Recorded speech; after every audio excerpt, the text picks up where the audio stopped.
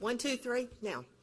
Welcome to the BCC meeting today. If you have any phones, please silence those. And we'll start with the invocation by Commissioner Anderson. Please stand. Our kind and gracious Heavenly Father, we ask that you bless us as we start this meeting, that we have thy Spirit with us. We'd like to thank you for all the many blessings that we have. Bless this board that we try to make the right decisions for this county, that we move forward. Bless our president, that he suffers as he continues to suffer the slings and arrows of a political office. Bless him to make the right decision. Bless our Congress and Senate and our governor and our state house, that we all try to make the right decisions for the best of our cities, counties, states, and federal government, that we always have God in our heart, and that we always think of God when we're making these decisions. And I say these things in the name of Jesus Christ. Amen. Amen. Pledge Allegiance to the flag of the United States of America and to the republic for which it stands, one nation, under God, indivisible, with liberty and justice for all.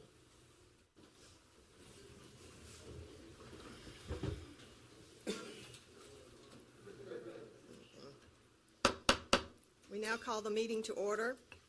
Mr. Jones, any additions or deletions? Thank you, Madam Chair. Yes, ma'am. Under additions, under administration, we have one addition. It's a request from the Sheriff's Office to begin the property acquisition process for a 55-acre tract located adjacent to the jail property.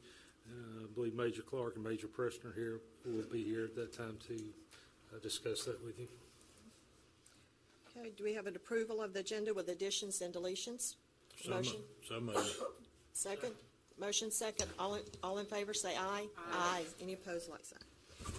Any public comments? Now, this time is the time that if you can't, wait a minute, if you can't be here for something that's on the agenda, if it's on the agenda and you can wait and talk to it then, the meetings go a lot smoother if we address these issues when it's on the agenda.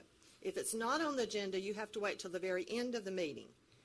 Okay? If you need to speak now, you're going to have to leave early. If you'll come to the podium, state your name, spell your last name, and tell me the agenda item that you're going to speak to. You need another one? Now, do you need, okay, Bonnie? I had two, because you need.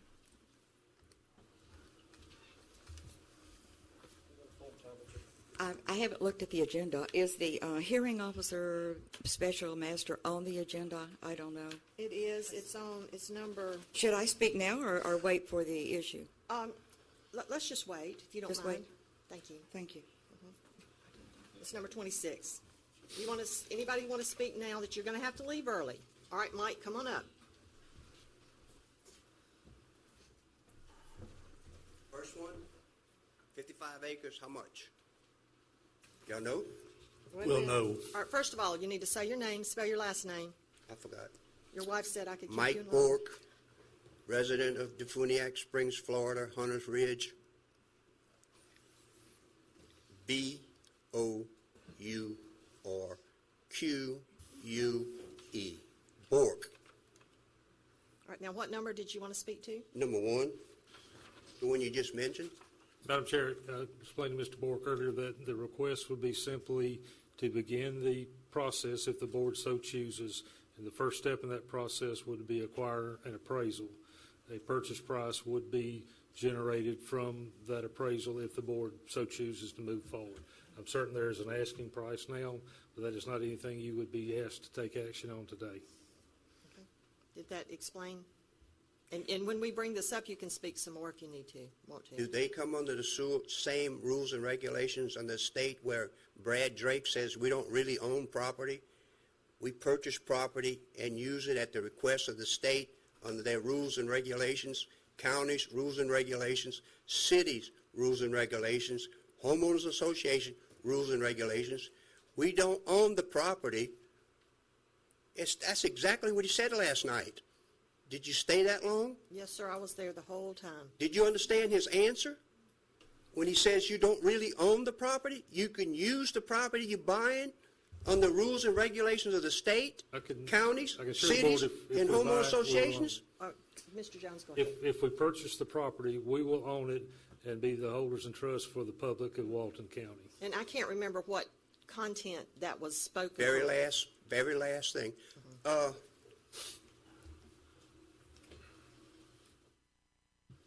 got to get my thoughts back because I had it in line. My time didn't stop when y'all were talking. I get some more seconds? You have one minute now, a little bit over a minute. Go ahead with your. Who's going to own the mineral rights under this 55 acres? Oh, yeah. We won't know until we get the title search done. I bought property. I'm fixing to buy some more property. And in my understanding, if you don't specifically request who owns the mineral rights, you don't get an answer, even in the title search. Okay. Even in title search, you got to specifically ask about the mineral rights. It's not that way in where I'm from. I'm sure the sheriff will ask all those questions, or whoever does I it. just found that out last night. I'm sorry. Thank you. Okay, anybody else? Okay, any items to be moved from the consent agenda? Seeing none, approval of the consent agenda? So moved. Motion, we have a second? Second. 2 seconds. All in favor, say aye. Aye. Moving on. Approval of the EAL's waste management. Madam Chair, I acknowledge my conflict of interest. I filed a proper form with the clerk. Okay. Motion to approve the EAL's. So moved. Second? Second. Motion second. All in favor, say aye. Aye. Any opposed, like sign. Mr. Jones. Thank you, Madam Chair. Commissioners, first item is a request from the Sheriff's Office to begin the property acquisition process for a 55-acre parcel located adjacent to the jail. Again, this is a request from the Sheriff's Office. Major Clark, I believe, is here. If you have any questions, and he can explain exactly the property that they're asking about. But if you do decide to move forward, it would be the first action would be to order an appraisal for the property. To find that there would be some public use to the property if we did acquire it, and then to direct staff to obtain appraisals for the property. Okay, do y'all have any questions? Where is it? I mean, I know you've got this in front of us. It says Walton County Jail. Is it up, right, or left, or? Yes, ma'am. It's due north of our property line there, the jail. Okay. I have aerials here. I can get show you Yeah, now. If you he's want showing to. me. He's going, Okay. got it, okay.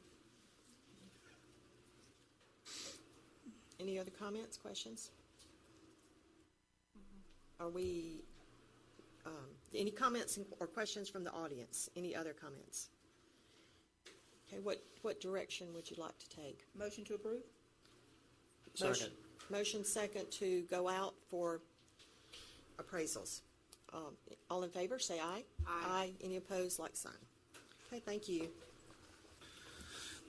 Thank you, Commissioners. The next item is an update regarding and request for direction regarding the offer from Freeport Center LLC for the county to purchase property located in the Freeport Business Park. This has been before you a couple of times before, and Mr. Sunday has been working on that on our behalf, and he'll provide a report to you. Thank you, Mr. Jones. Good morning, Commissioners. As you know, we've been discussing space issues primarily at the South Walton Annex for some of the constitutional officers and the Planning Department. One potential option that we've been discussing is the purchase of some of the property, or one or both of the properties at Freeport Business Park. On, I believe it was January the 10th, you gave us direction to go out and seek appraisals for that property, and we've done so. We have those appraisals back before you today. So what we have is we have two options available to you. Option one being the purchase of 24 units with an asking price of $2 million. The second option would be a purchase of 12 units with purchase price of $1,250,000. Going back to the appraisals, obviously, due to those amounts, we have to obtain 2 appraisals for each option. First option appraisals are $1,920,000. Second appraisal, $1,725,000. Option 2 is the 12-unit option in the westernmost building, and those 2 appraisals are $960,000 and $900,000.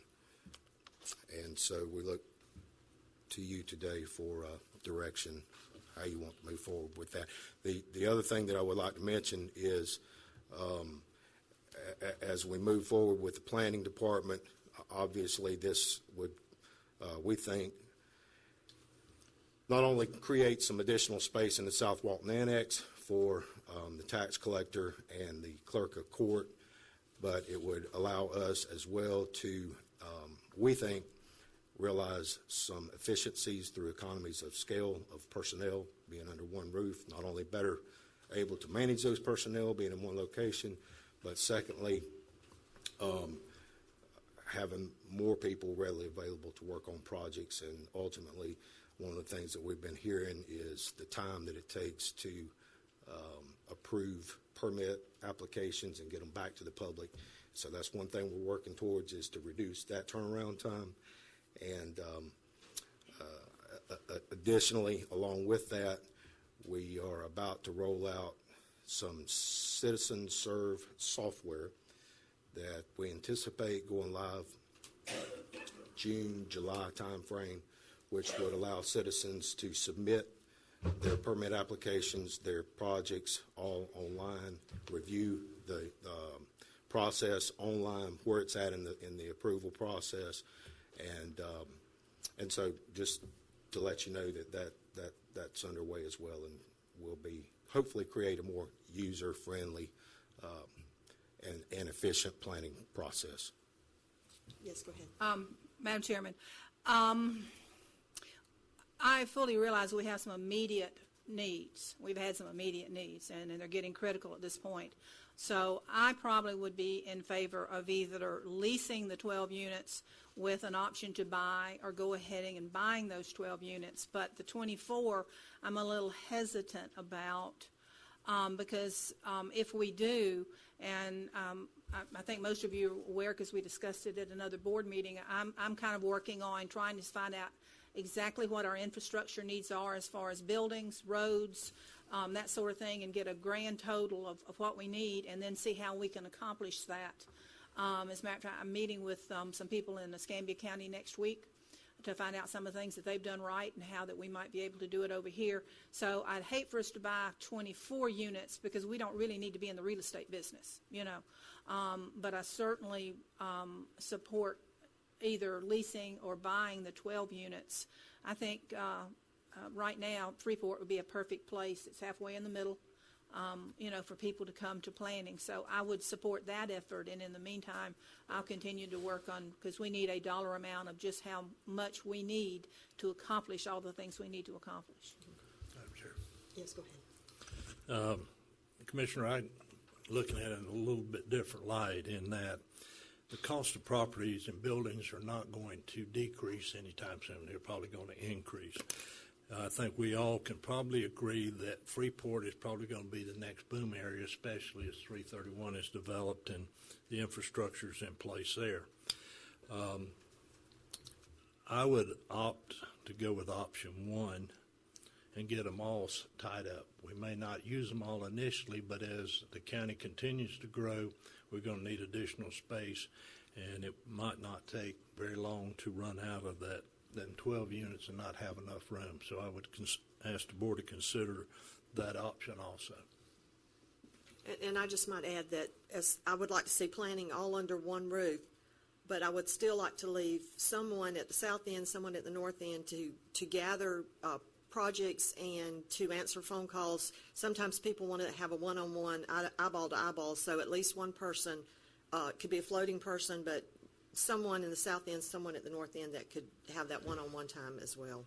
Any other comments? Mr. Sunday, what is the square foot price at their their offer? At their offer, I believe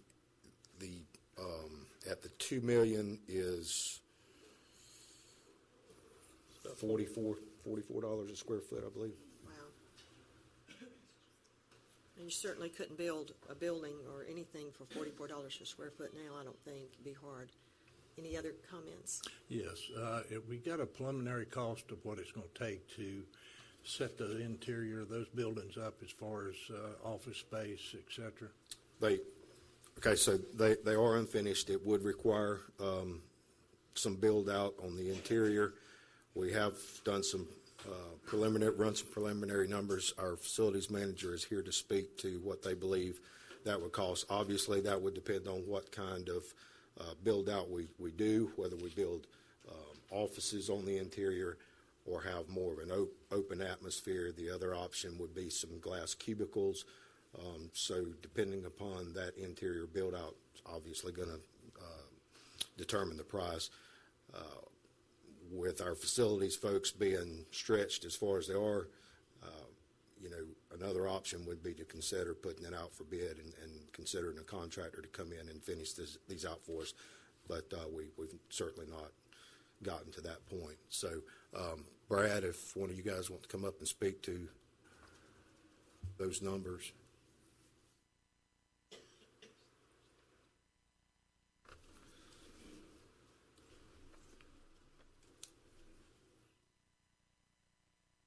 Well, obviously, I'm sort of on the back end of this, but if we looked at it, and about $250,000 is what it would cost us to come in and take care of it in-house. And what if we got a contractor? How much would add? Again, I'm on the back end of this, so JR and Rick is who was handling this, and JR is sick this week. So as far as a contractor, I would say you'd probably double that cost at least. So anywhere from 500 or even more. Okay. But it would be done faster. It would definitely be done faster unless we decided to put some things on the back burner and dedicated a group just to this project. Yeah. Yes, ma'am. What sort of things are you, when you say put things on the back burner, that means somebody's going to be Somebody's gonna be have to take a pushed to back the seat. back of the line. That's right. What Yes, are some things that are you working on right now or coming up that might possibly be put to the back of the line? Well, we got the ambulance shop that's right here behind admin Yeah. that we're working on, and we have the Gillis property Yeah. that we're working on, and we have Liberty Community Center that we're working on, all the fire stations as far as Paxton and Freeport. So, Yeah. I mean, I could sit here a while. Yeah, that's what I wanted you to say. Thank you, Brad. I appreciate Brad, is the 250,000, is that for 12 units or is that for the 24? Again, I'm not sure Rick and JR. Rick Wilson for the record, WLSON. The $250,000 price is to build out 12 units, essentially, depending on what option you chose. We didn't figure a price to build out the additional 12 units because they could be leased or sold or whatever the board so wishes. But that $250,000 figure there include glass cubicles and build out construction price. And I believe that we built that number in there to contract out, knowing the burden that's already laid on our facilities maintenance staff. Okay. Go ahead, Commissioner Nipper. Stan, have we run the numbers to know that we've got enough parking? As much traffic as we have, I'm looking at the building. I know, in a perfect world, we've got the backside, but that doesn't mean it's our property. But do we have enough, if we buy all 24, for enough parking and movement? And I asked Larry, I see a road in back which will not jam up that intersection, which is good. I believe there's 121 spaces, Commissioner. 120 is what Okay. stuck out in my mind, Alrighty. but we do have that. So we've got 119. enough movement. Okay. 119. All righty. I didn't realize there were that many. Then the only other concern is if we are looking at the 12, I would just like to, if we do entertain the 12 units, I'd like to speak about the appraisal versus what we're, the 1.2 versus the 960,000 appraisal price. Well, to go over the appraisal price, we would have to have a supermajority. Isn't that correct? I would have a supermajority of this board. And I have the average of those two appraisals for you if you need those.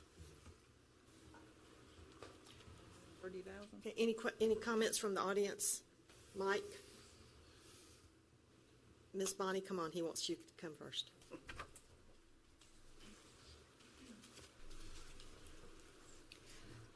Okay, so is the recommendation to move all planning and building from Defuniak and South Walton to Freeport? Is that leaving, as you said, the one person in each place? Yes, ma'am. What we're dealing with is we don't have enough space for constitutional officers. And honestly, our meeting room in the South End is so crowded, it's horrible. I don't know that by moving planning, we're going to alleviate any, the auditorium. I don't know if we can help that. We could look at that when we start the remodeling to see if we could enlarge it. But the constitutionals could have more space in the annex if we move the planning to, we're going to either have to, constitutionals are either going to have to build, by moving planning, which is central, it's like 15 minutes across the bridge. The main thing is planning really needs to be under one roof. It's so hard when you have South End employees, North End employees, and a director's trying to go back and forth. So that was a recommendation that Mr. Dysmith asked us to look into before he left, while he was here, is to have everybody under one roof. Well, I'm looking at it from the public point of view, and I disagree with what y'all are doing, and I'll tell you why. We had to really, really fight for so long to get services south of the Bay. That's why we had the South Walton Annex, to have our services south of the Bay. And what more services do we have than planning and building? That's where everything has really been taking place, and it hasn't stopped. I do think it's forward-thinking to have to offer Freeport some services. I think that's really a good idea with the 331 corridor that's going to be developed. I don't know how much of that corridor around Freeport is in the city of Freeport. I do know the city of Freeport has its own planning department, and then they'd have to use the county building services for permits and things, I believe. I don't know exactly how it works, but they have their own planning department. So what you're talking about is people from Inlet Beach, Miramar, Mossy Head, Paxton going to Freeport to get for planning and building. That's what you're talking about, right? That we'll have one. I mean, my idea. We haven't made any recommendations yet. But my idea would have at least one employee in the north and south. And so much of this is done online anyway. But if they want to drop off a plan, if they want some one-on-one time with it, they'll have that access still. Well, I ask you all to think about taking the people. The services need to be taken to the people. The people need the services, not what's convenient for the county, but what's convenient for the public. And I just question whether that is the solution. Now, I've looked at some plans that you all had for the annex, and I hope you're looking forward enough to building the buildings that are allowed in that annex, because you're right. Rhonda Skipper told me she needs a lot more room. There is room in that annex for building. It was planned to be built, more building. But centralizing these services in a place where it's going to be very inconvenient from all this county so geographically really, really big that I just don't think that is where the services need to be for the people. So that's my opinion. Thank you. Bonnie, they're falling all over each other in the building, in the room they're in now. If you go in there, you can't even hardly step. We have no room to increase staff. This is a thing that eventually there will be more planning in the South End, is my look into the future. The problem we're having is plans are not getting out quick enough. We need more staff. We can't hire them because we have no more room. We're looking at adding on, but how long will that take? This is a plan to try to improve the services of planning. I checked with my clock this morning when I went by the courthouse. 10 minutes to Freeport, and I was doing the speed limit. So, short of adding on to the courthouse starting right away, we have very few options. Well, it's not The traffic not going to continue to be like it was this morning, frankly, but especially when we have spring break and summer. However, if you're talking about a temporary fix, this is a temporary. I just ask you not to take services from the south end where they are very much needed. And also, from Defuniak, where I can't see someone from Paxton going to Freeport. However, if it's the temporary fix, I understand. I also think there's some space you need to look at in the District 5 office. I don't know if that's being utilized, but just try to get a more comprehensive view, if you will, and thank you. Thank you very much. Madam Chair, the other option with this would be a kiosk that would be located in the annex that would give individuals the ability to come and submit their permit applications, their plans into that kiosk, and submit them electronically so that, it would be more user-friendly. So, Madam Chair, I'm sorry, go ahead. Madam Chair, is this being seen as a temporary fix until we come up with an administrative building, or do we feel like this is the answer? I know we're growing. I know it's hard to say, but I could say that how are we feeling? I would see it as a temporary fix, but not a one-year temporary fix. In order to do the construction that we're looking at and had planned for some time in the future at the annex, that's a 4 to 5 year project. Time we move it forward, we get it designed, we get the financing in place, we get it built. So in any instance, I think in 5 years down the road, we're going to need additional facilities already. So I don't see this as the end all, but as a place to get that gives us the relief we need so that we can take the time to do appropriately what we need to do at the other facility. And I think that's the point. I'm doing some preliminary work. I have looked into it. To build the building in South Walton, which we would like to do, will cost us a minimum of $12 million right now.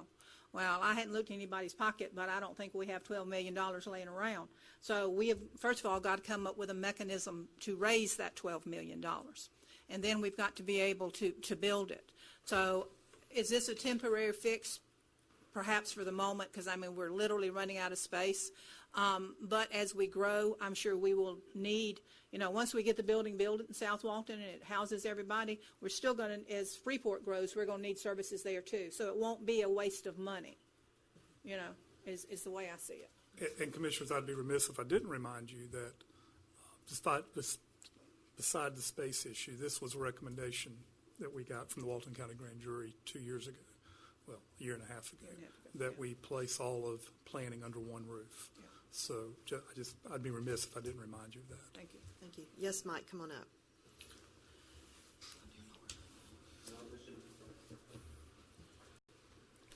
Mike Bork, citizen of Defuniak Springs, Hunters Ridge.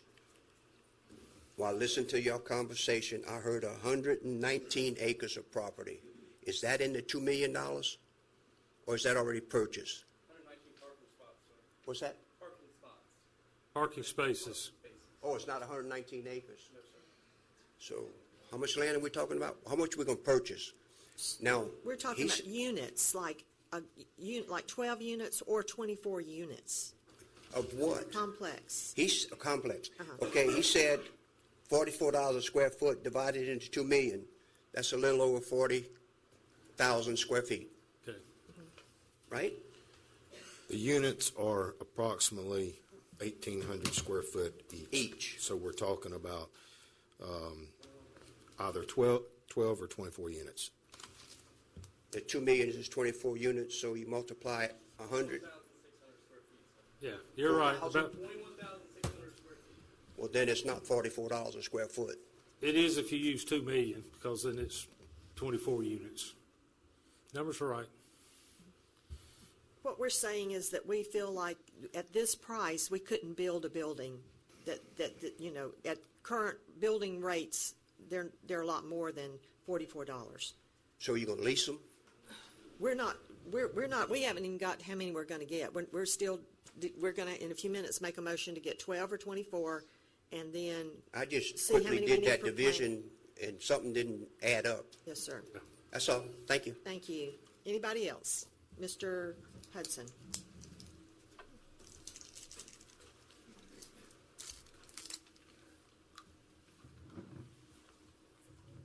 Good morning. For the record, my name is Bob Hudson, Hudson. I've spoken before this county commission on more than one occasion about the need to look forward to the future. I understand the tremendous need that we have in the planning department, in the constitutional officers, the sheriff's office, everything that's out there, and I think this board should look to the future. You know, we built a new middle school in South Walton, and the day we moved in, it was full. Now we're talking about building another elementary school down there, and for the first time I've seen what I call some forward thinking in terms of by the time you build that new elementary school on 98, I doubt seriously that we're going to fill it up. I think the board needs to look to the future. I think you need to appoint a committee to look at what Commissioner Commander is talking about. What are our needs in terms of building? If we need an annex in the south, which I believe firmly we do, in addition to that annex, a separate building, 40,000 square feet, 50,000 square feet, whatever it happens to be, we need to look at that. We don't need to piecemeal. I understand, Mr. Jones, the need to get something in a temporary manner, whether that's best served by leasing those facilities with an option to buy, or whether it's cheaper to buy it, knowing we're going to keep it 5 years and then potentially sell it or use it for other purposes. That's fine. I think Ms. McQuiston is correct. We need to put facilities as close as we can to the population centers and where the needs are. I also think you ought to look and listen to the planning department about what type of facilities they need, and I'm sure you'll do that. I also think you need to talk to the people who use the planning department and see what their needs are in terms of how can I do this? Is it best done online? Do I need to go in personally? Do I need to meet with someone personally, and where I go for that? All I'm saying is let's look to the future. Let's don't patch it, because patching it normally does what? We end up paying twice the price in the future. Thank you. Thank you, Mr. Hudson. Anyone else?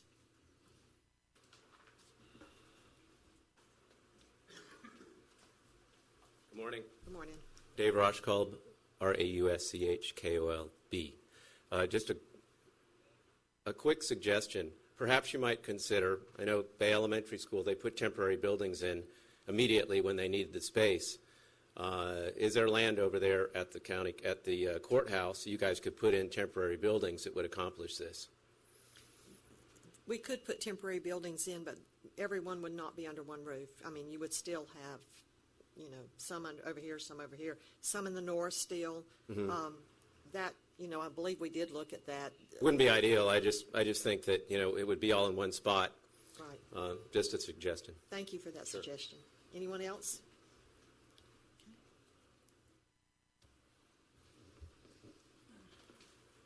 Who wants to step out?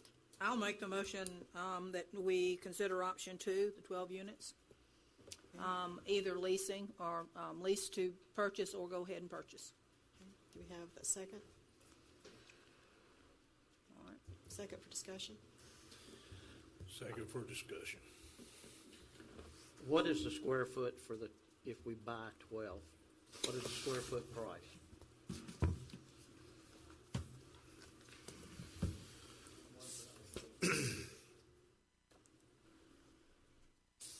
Commissioner, I ran the numbers on the average of the two appraisals, and the average of the two for the 12 is $930,000. I believe that was $43 and some change per foot. I'd have to run those on the 1.25 asking price. 5787. And I'm sorry, I failed to mention that we do have Patrick Jones here on behalf of the seller if we have any lease option questions. I know the 12 units the planning department would almost automatically fill that up immediately, and I know Ms. Skipper has mentioned to me that she would like to have a unit for Freeport as well. She's now doing many more services than she originally was, so just added that comment. Any other comments? not to confuse matters, but I will, I suppose. In that building, there are 14 units. 2 of the units are owned by a different owner than Mr. Jones's client. Those 2 units are for sale as well.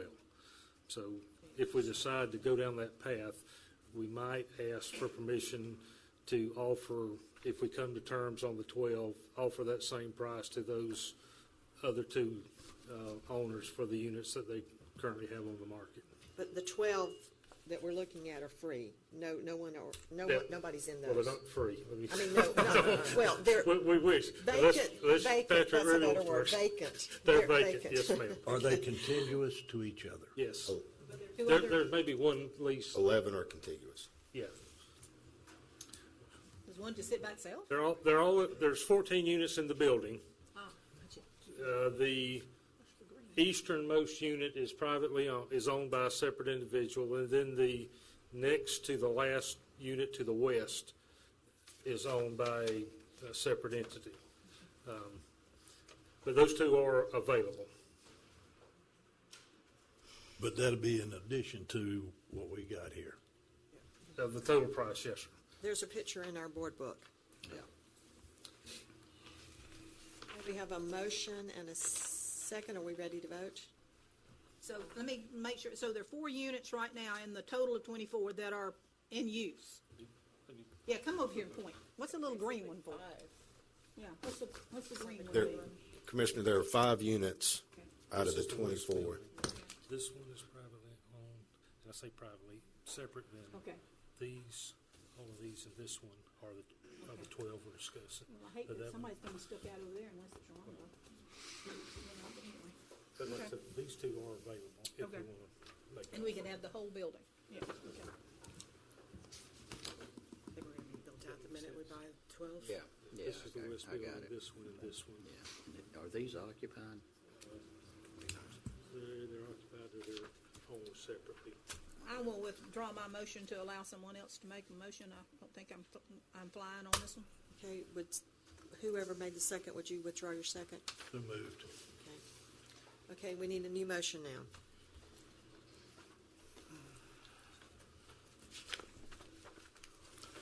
Since that's been withdrawn, I'll make a motion we look at buying all 24. I second. Have a motion and second. All in favor, say aye. Aye. Any opposed, like sign. I will vote no. 4 to 1, it passed. Okay, moving on to, Just to be clear, our direction is to begin negotiations with the owner of those 24 to see if we can come to a price to bring back to you. Okay. All right. That clear enough? I'm about to burn up. All right. I'm sorry. we're already moving on. If you'll see me after, or I tell you can come. Building's already built, Now, we'll just, Wesley Retention. Yes, sir. We're just, if you'll see me after the meeting or come up at the very end under public comments, we'll answer your questions. Thank you. Okay, go ahead. all right. Thank you, Commissioners. The next item is a request to approve.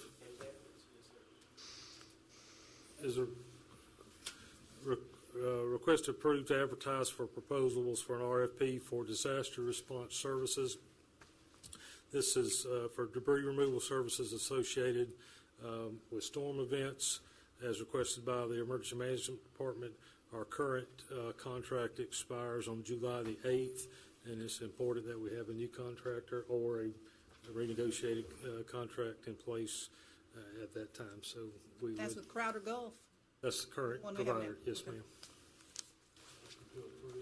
Have a motion, second. Second. Any comments from the audience? All in favor, say aye. Aye. Any opposed, like sign. Thank you, Commissioners. The next item is a request to approve the task order 17-001 for the landfill with Dewberry Preble Rish. This is to provide professional engineering services for landfill permit compliance monitoring and reporting to include water quality, landfill gas, and groundwater remediation in the amount of $32,950. Part of our permit with the DEP to operate the landfill requires us to monitor these particular items, and we do that through an agreement with our continuing engineering firms, and this is to approve that task work order for the next 12 months. Motion to approve. We have a motion, do we have a second? Second. Motion and a second. Any other comments from the commission? Any comments from the audience? Yes, Mike, come on up.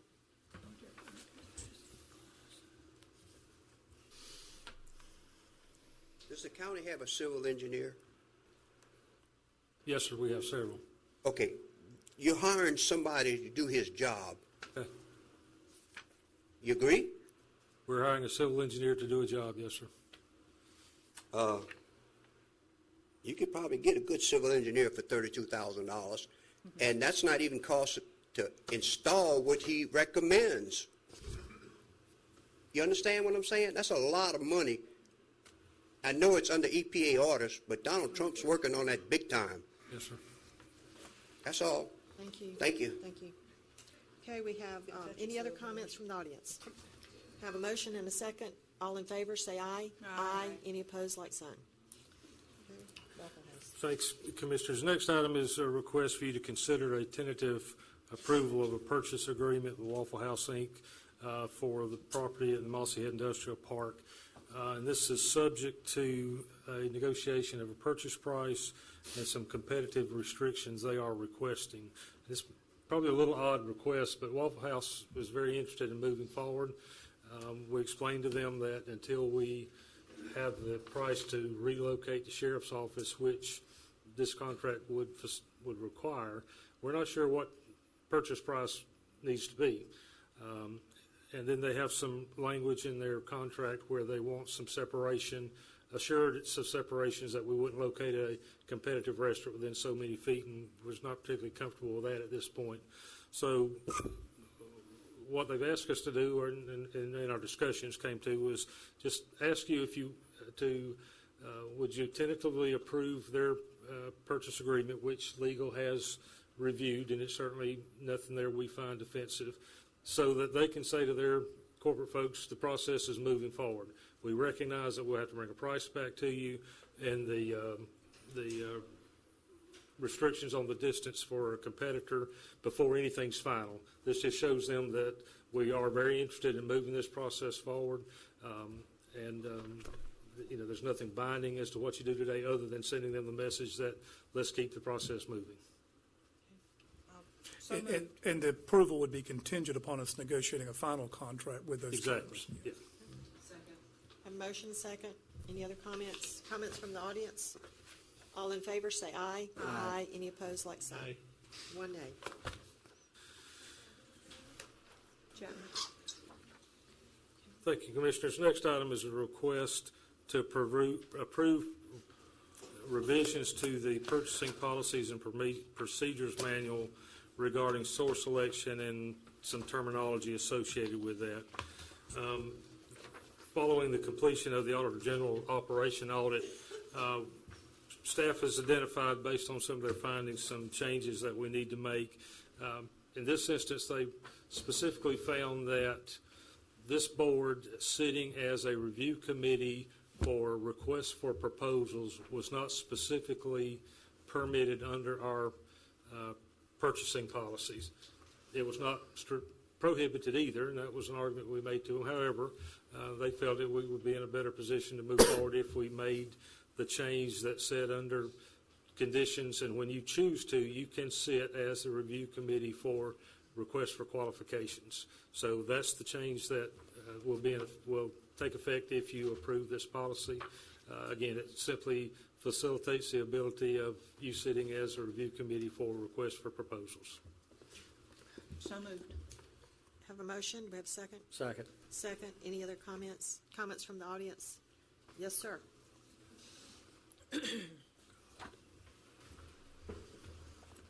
Mike Borg, Funiac Springs, Florida, Hunters Ridge.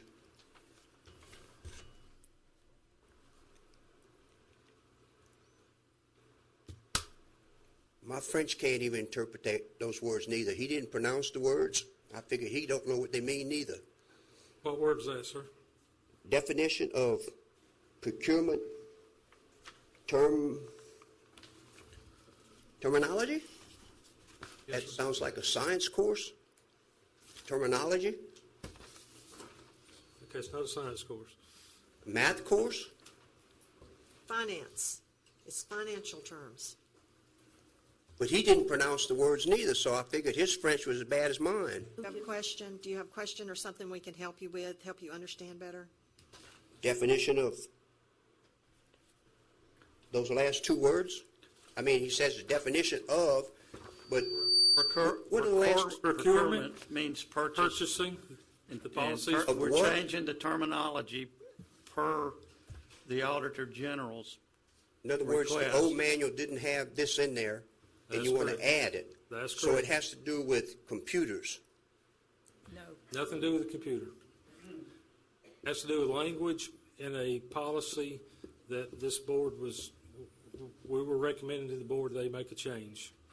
And I explained that change would allow them to sit as a review committee for requests for qualifications. Lawyers are involved in that? I'm sorry? Lawyers are involved in that interpretation? I don't see where a lawyer would be involved in the interpretation, no, sir. Because they confuse a lot of people. Thank you. We have a motion and a second. All in favor, say aye. Aye. Any opposed, same sign. Thank you, Madam Chair and Commissioners. The next item is, you were presented earlier with the preliminary and tentative audit findings from the Auditor General's office. Along with those, you have been provided management's response to those. We take these recommendations very seriously, and we look forward to implementing some of their recommendations to make our operations better. So today we're asking that you recognize and acknowledge receipt of their findings and accept them as they were presented, and then to approve our response to those findings. Any discussion? So moved. Have a motion. Do we have a second? Second. Motion second. Any other comments? I do have comments. Yes. On finding 2, proportionate share contribution, I think the county response is, additionally, the county needs created 2 engineer positions, and it says once these 2 positions are filled. I feel like we need to wait until we have a full-time planning director on board before we move forward. This planning director, these positions, it's kind of like a chain of command. He's got to know that he's got the right people doing the right job. This will be the 2015 grand jury report, and now the Auditor General's report is many times saying the same thing. So I strongly feel like we need to wait, number one, for the planning director to fill these positions herself. And then the other thing, I strongly feel like between my research that we go through these findings and we put deadlines, because if we didn't do them in 2015 and we didn't do them by 2017, I think we owe the citizens of Walton County and our taxpayer dollars that we do the right thing and have deadlines. And sometimes it's what it takes.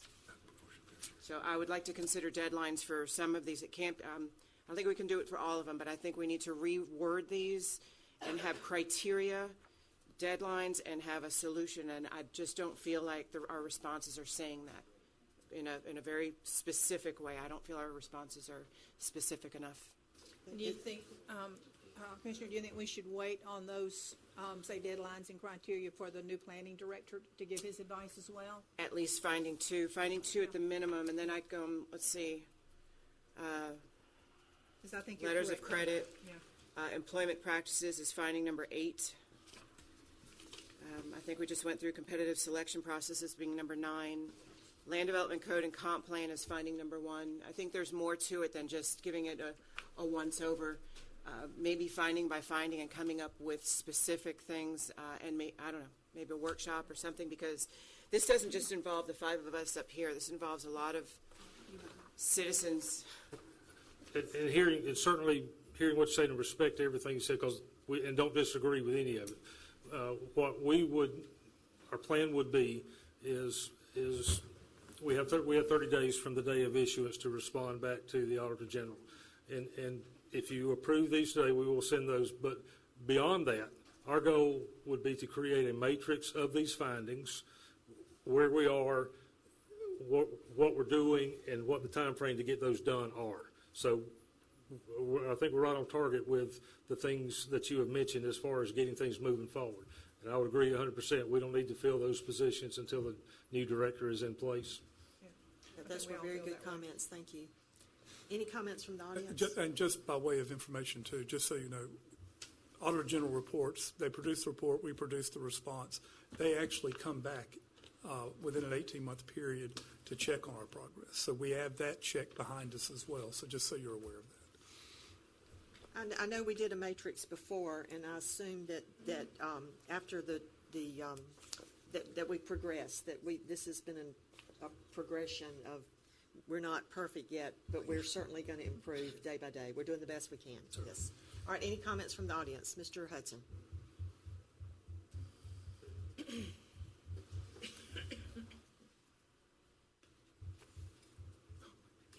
For the record, my name is Bob Hudson, Hudson. Some of you I know, and you know me, and you know what I used to do. For 7 years, I spent as the Director of Fiscal Management for the Boy Scouts of America. I had 39 auditors, CPAs, who worked for me. The services that we provided to the 339 local councils were operational audits and forensic audits. We also reviewed every audit and made comment back to the council's companies that we were responsible for their fiscal and financial data. During that period of time, we conducted almost 600 operational audits. I know exactly what one is. I know exactly how they're done. And I also understand the process of how an entity responds to initial findings that are there. You will find that some of the findings that you were presented with in an initial form may not end up in the final version of the Auditor General's report. Normally what happens is the entity would then take those confirmed findings and recommendations, what you've said you will do, and you would do a game plan for how you address those things. I think a lot of the things that are there within those 9 findings that relate to the Board of County Commissioners are in progress. I also think that Commissioner Nipper is correct. Time frame, who's accountable, when was it going to be done is key and vital to the success. There is one thing that I want to say. I listened to 17 hours of audio transcripts from the grand jury. And I think you can put all the software in place that you want to. I think you can hire all the people that you want to hire or feel like you need to hire. But until you resolve some issues that are internal to the planning department as well as the Board of County Commissioners, you will not solve the issues that are there as far as the public is concerned. You know, we have an organization or a group of people who are trying to incorporate the southern part of Walton County. When you look at what they want to do, they want a planning department and they want code enforcement. Do they want to take on roads, bridges? Do they want to take on law enforcement? No, they don't. They want to address the planning department. I invite you to listen to or read the transcripts of those 25 people, primarily that were either employees of the planning department, the issues that they had to deal with on a daily basis, the influence that they were under, the threats that they were under in terms of intimidation. How they responded to those things are key and vital to resolving planning in Walton County. Thank you, Mr. Hudson. I'm going to finish one more comment. I think you have one last shot. How you address this is going to determine what happens in the future. I encourage you to do as Commissioner Nipper said. I encourage you to take what those people that were interviewed, employees, former county commissioners, former county managers, and everything, and listen to what they said or read what they said and what they were faced with. Thank you. Hey, Bob, just by way of clarification, you're talking about the actual grand jury testimony before the grand jury or to the state attorney's I'm office? talking about those people who were interviewed under subpoena. I was one of those people. I just didn't want you to be. I do not have access to what occurred within the grand jury, and no one does. Thank you. But I do have a public records request of all the documents, all the subpoenas, all the transcripts, all the audio, all the supporting documents, PST versions of all the emails between all of the parties. If you want them, I'll give you a link to them. Thank you. Thank you, Mr. Hudson. Okay.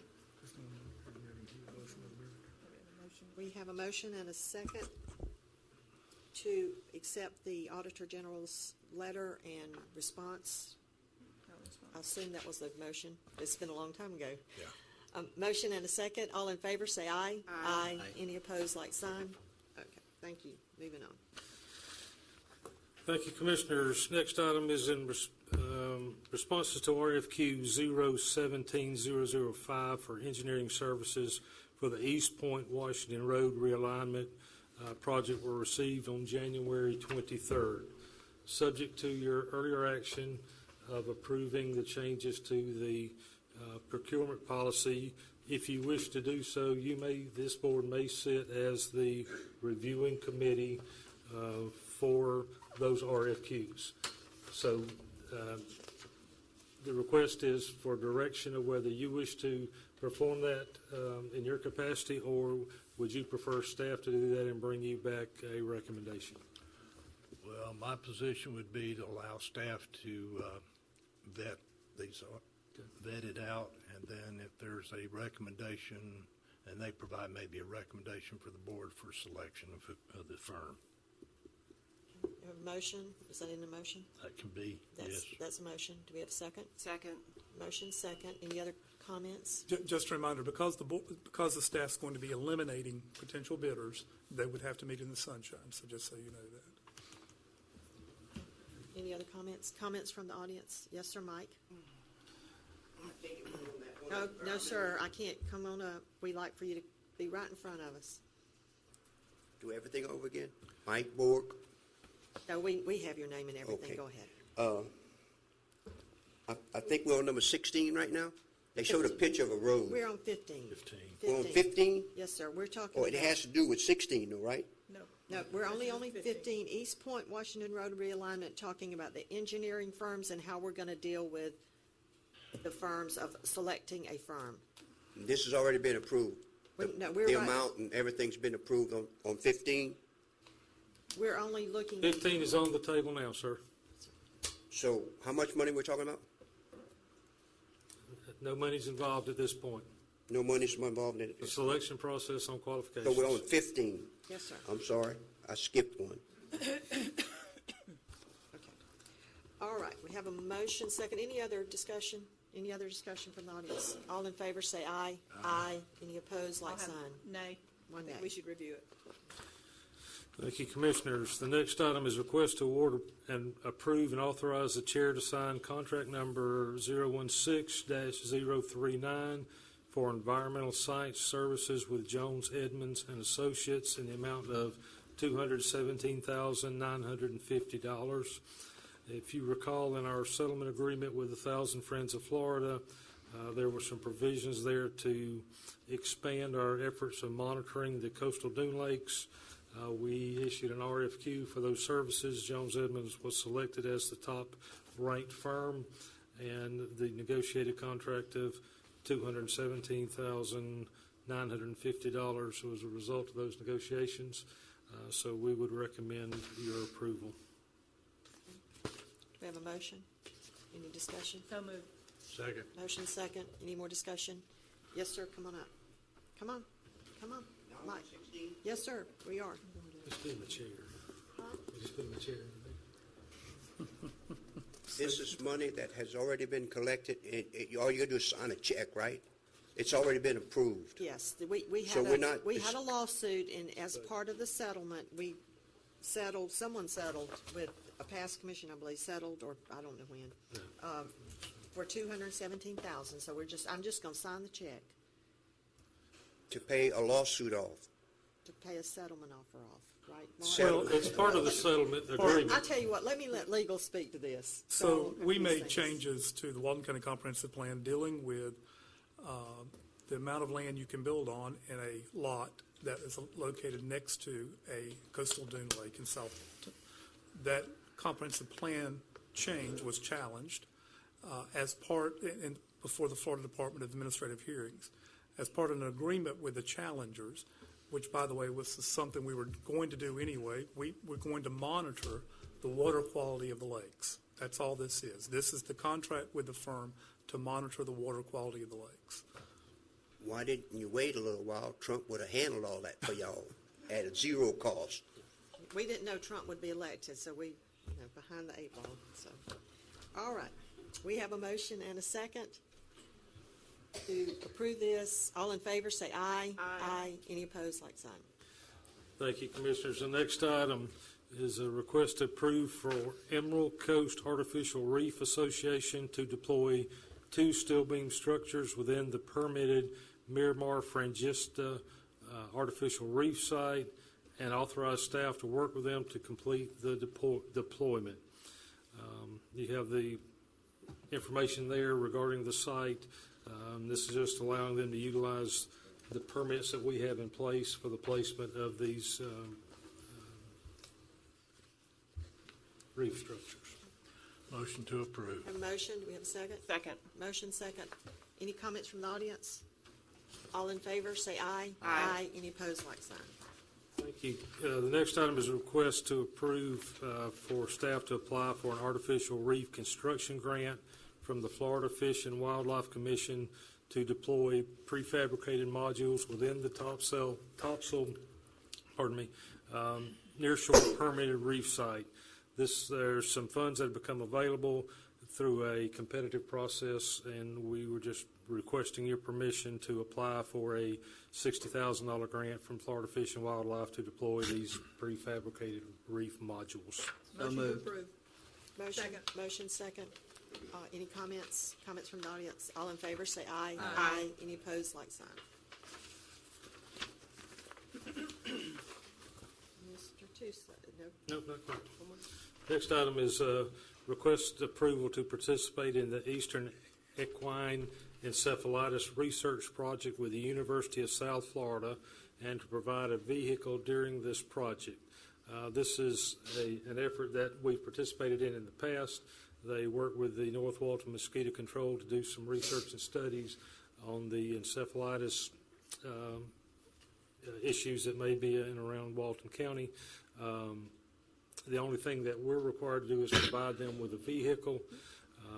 We will work with their representative through HR to be sure they meet all the qualifications, and we get them appropriately listed as a volunteer on behalf of the county in order to utilize the vehicle.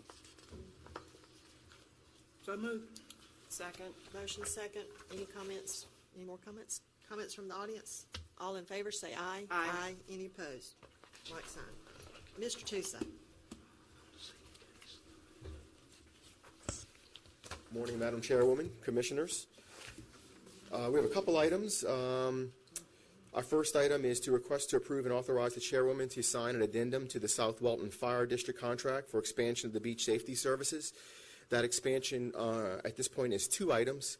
One is a shed at Inlet Beach in the amount of $4,600. That is for South Walton Fire District to store some of their items in there, including some of their ATVs they use to traverse the beach, as well as TDC would be utilizing that for some of our equipment as well. The other item is for an expansion of service at Grayton Beach. Right now we have a rover unit where a lifeguard is on an ATV and he traverses the beach up and down, up in there, via an ATV, and we are looking to convert that into a tower where, one, we will have more presence on the beach, because when we have towers, we have two personnel who work a tower versus the one on the rover. So it's an expansion there to have one, a tower, I think would give the lifeguards certainly a better view of the beach. Grayton Beach has obviously become more and more crowded over the years, and it is difficult sometimes for those lifeguards to be able to see what they need to see from a rover. So anyway, so the recommendation from the Tourist Development Council is for the tower at Grayton Beach. We did have on the agenda an item to extend the season. That was on the agenda last meeting, and we pulled that. That was out of the scope of services.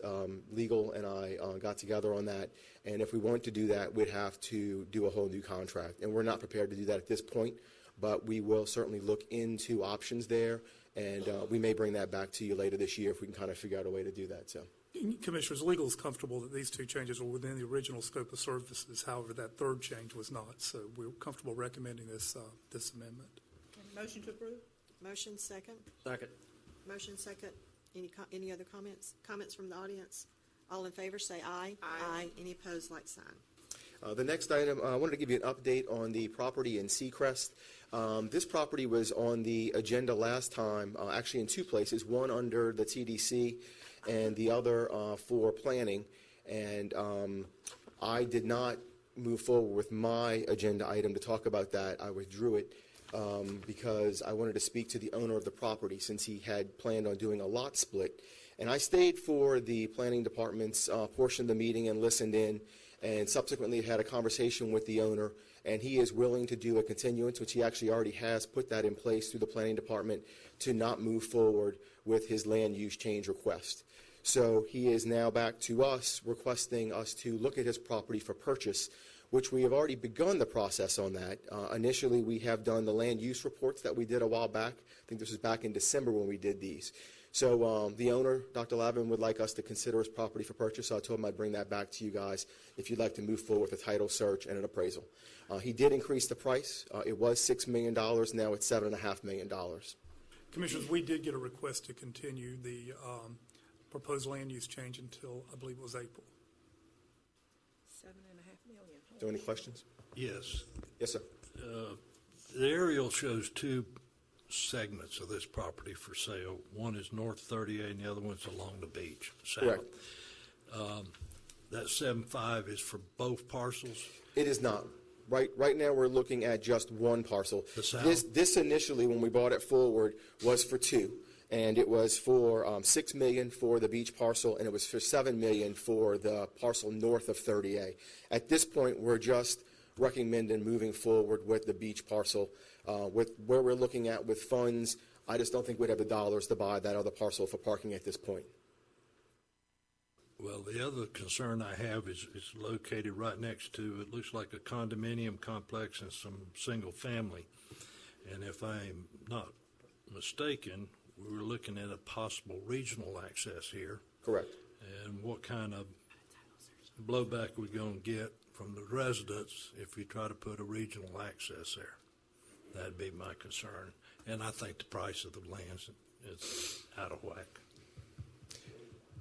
And if we don't have guarantee that, I think it's called Chappelle on the north side, that portion, we have nowhere for parking. We have options for parking on the south side. South side? Yes, ma'am. Let's see if it specifies in here. I knew it had a total in here collectively. Let me see if it broke it down individually for you. And how are we looking on the budget? Because I think of the 6 parcels, we agreed on to move forward with 3. Well, and that's something else that I wanted to bring up, so I'll bring it up now and kind of ask some direction of the board. For all the properties that we're looking at right now, we don't have enough money to buy all of them. So my question is, we have appraisals out on some properties right now. Does the board wish to wait until those appraisals come back, then to prioritize these properties and see, okay, we like this one better than that one? Basically prioritize them based on need. Correct. Accesses that are there, where we... Right. I mean, I'd hate to buy something that's a lower priority and then maybe because of timing, a higher priority doesn't get considered because we have expended our funds. So that's kind of what my thoughts were. So I wanted to ask direction on that. If y'all want to wait until these appraisals come back, they are taking a while. We don't have actually any complete sets yet that we're getting them in. Besides that one appraisal will, because it's beachfront property with nothing on it, one appraisal is going to probably affect another appraisal. You know, went from 6 to 7.5. Well, I think obviously, if he's not able to do what he wanted to do with the property and he's willing to sell it to us, he might be trying to get more dollars there. But, you know, at the end of the day, I mean, it depends on what the appraised value is and then what we negotiate. I mean, you know, we don't have to pay above appraised value if we choose not to. Well, I think we have some out there. I think we should hear from those before we, you know, bite off something else. Let's get those back and look at them, you know? It shouldn't take. We should have those back by the next board meeting. Please. There was one set, DD, I believe I got an email earlier this week from purchasing. It was the Miramar Beach property, and they said they were going to be about 3 or 4 weeks before we got that one back. We're trying to expedite those. Okay, okay. Mr. Tusa, we don't have much presence in Seacrest, do we? We don't. We have 3 neighborhood beach accesses in Seacrest. And this lot is in particular attractive in the fact that it is 107 feet wide, where most of the lots in Seacrest are probably about 60 feet wide. So if we're looking for a presence in Seacrest, this lot is attractive. Well, as the rest of the board, I'm sure, agrees, I'm a little put off by the 7.5 when we were negotiating before, it was 6. I don't see, I mean, I know we need this access badly. I think we should go ahead and move towards an appraisal anyway. So if we decide on not having some of the others, then this could be something we could look at. We definitely need a presence down there. We do. Yes, sir. And I would make that motion. Okay, we have a motion. Do we have a second? Second. Motion second. Any other comments? Comments from the audience? Title search and appraisal, correct? Yeah. Yes, sir. Come on up. Come on.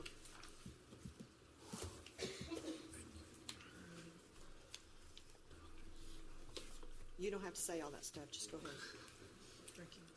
I would prefer that money be turned over to Tallahassee and let them reduce our school board property tax. I'm not on the board anymore. You understand what I'm saying? We understand what you're saying. This is TDC money. Right. There's. And I heard Tallahassee gets it if we don't spend it.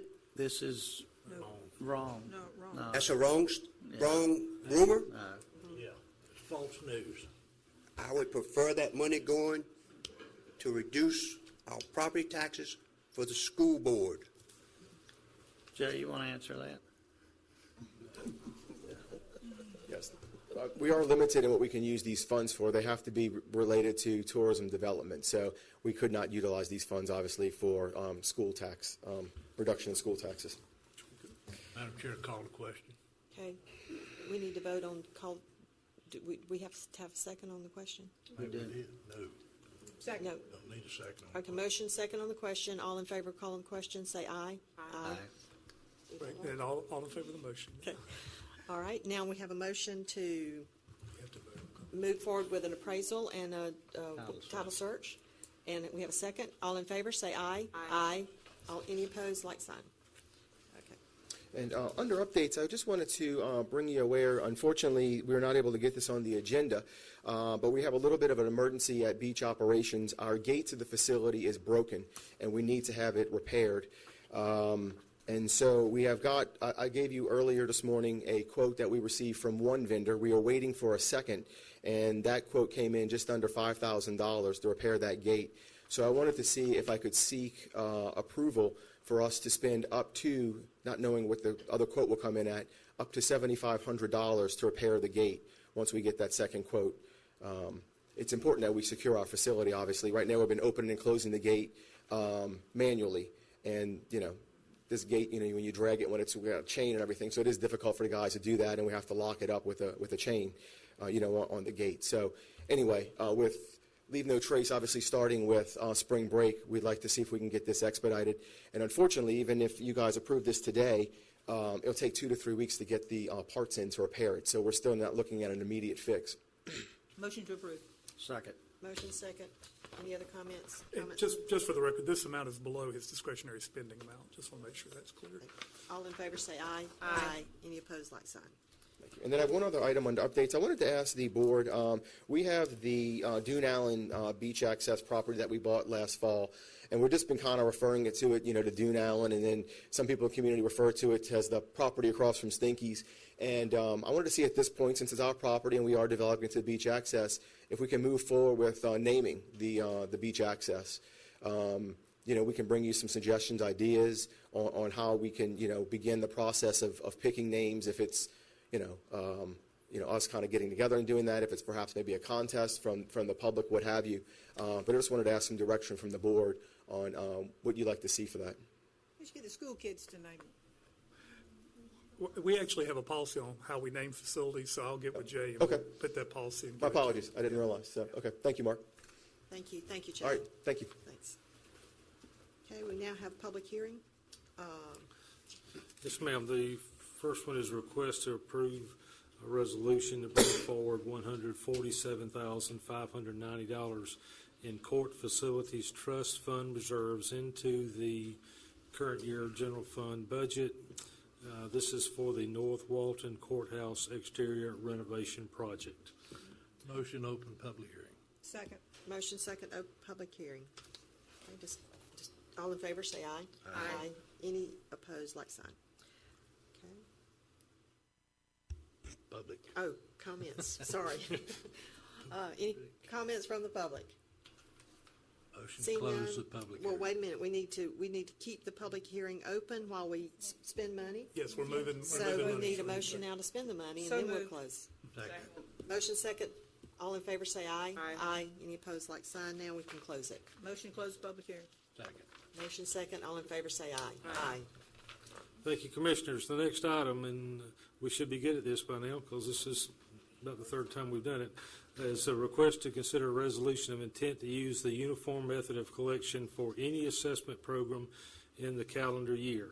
And we do apologize. This has some very strict advertising requirements, and between, I think, a mistake we made and one or two the newspaper made, we finally got it advertised for 4 consecutive weeks. So the request is to approve this resolution. Again, by way of explanation, this does not implement any special taxing district. It does not change anything that's in process today. It simply gives this board the ability in the coming year, if you so desire, to establish a MSBU or an MSTU. Absent this resolution of intent, you lose that ability. So we do this every year. That simply puts the board in a position to utilize those mechanisms for special assessments if you so choose. Have a motion to open public hearing. So moved. Second. Motion second. Any comments from the audience? Yes, sir, come on up. Excuse my French again. MSBU stands for what?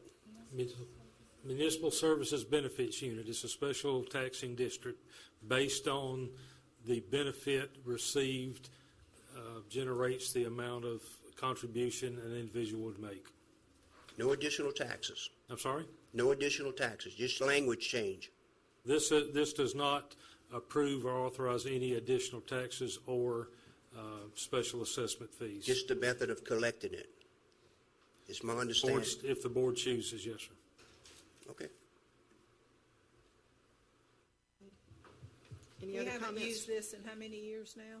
That I know? We haven't started a new one in a few years, Yeah. and I think most of the ones, yeah, I think we've only got 4 left. Yeah, most of them are older than even, I Yeah, think, when I there's- came on the board. Any other comments? Motion to close public hearing? So moved. Second. Motion second, all in favor say aye. Aye. Any opposed? Okay, Mr. Davis, Thank you, Commissioner Foley. We didn't vote. all in favor? Approve the resolution. You're right. So moved. Motion second. Motion second to approve the resolution, all in favor say aye. Aye. Thank you. Thank you, Commissioners. I only have 2 items. The first is a request to approve or deny a request from the South Walton County Fire District for reimbursement for uncollected impact fees that occurred between October 28th, 2013 and November 13th, 2014 in the amount of $9,834. By way of background, as you know, we don't actually collect these fees. The South Walton County Fire Department collects these fees. But when someone applies for a building permit, our building permit application cover sheet has a checklist. And one of the checklists, one of the things you check off that you have paid is the South Walton County Fire Department impact fee.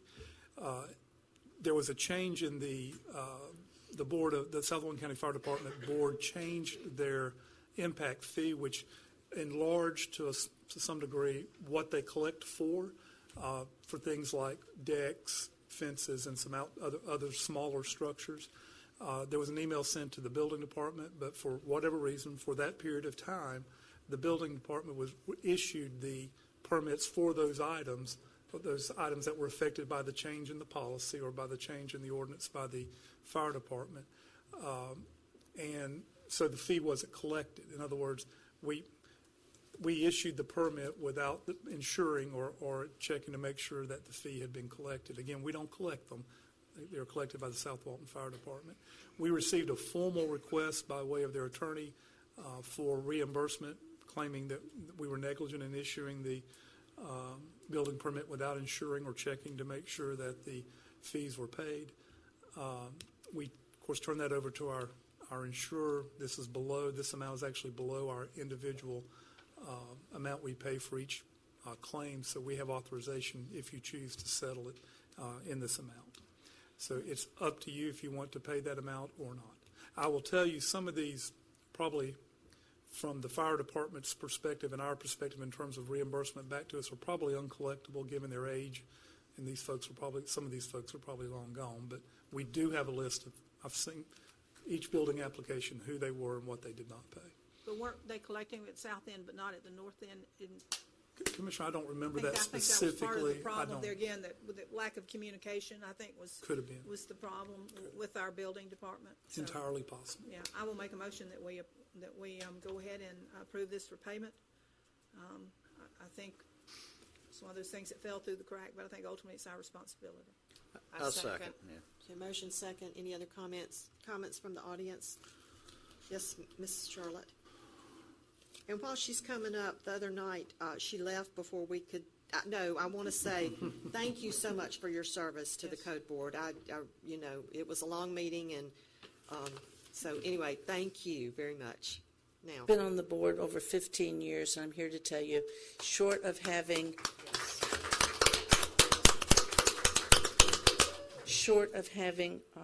JC, you've got probably the best group that I have seen that are really out there to try and help this citizen number one comply with what the county has done. And a lot of times we see grudge, since we respond per people calling in, a lot of times they have to deal with grudge battles between neighbors. Now, getting to the fire department. It was a north-south situation. The north did not. We didn't change the rules. We changed the valuation. And you added some structures, too. That's correct. I just read the ordinance. May have been some decks, but that was very minor in that. There was still a fee being collected.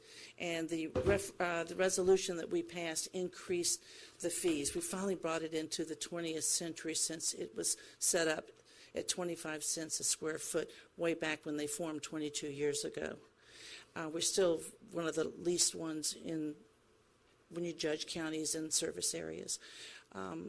We found out that it was not being collected in the north when we realized that the Sacred Heart Hospital was getting ready to start their renovation. We went, whoa, they haven't been before us. We haven't seen anything.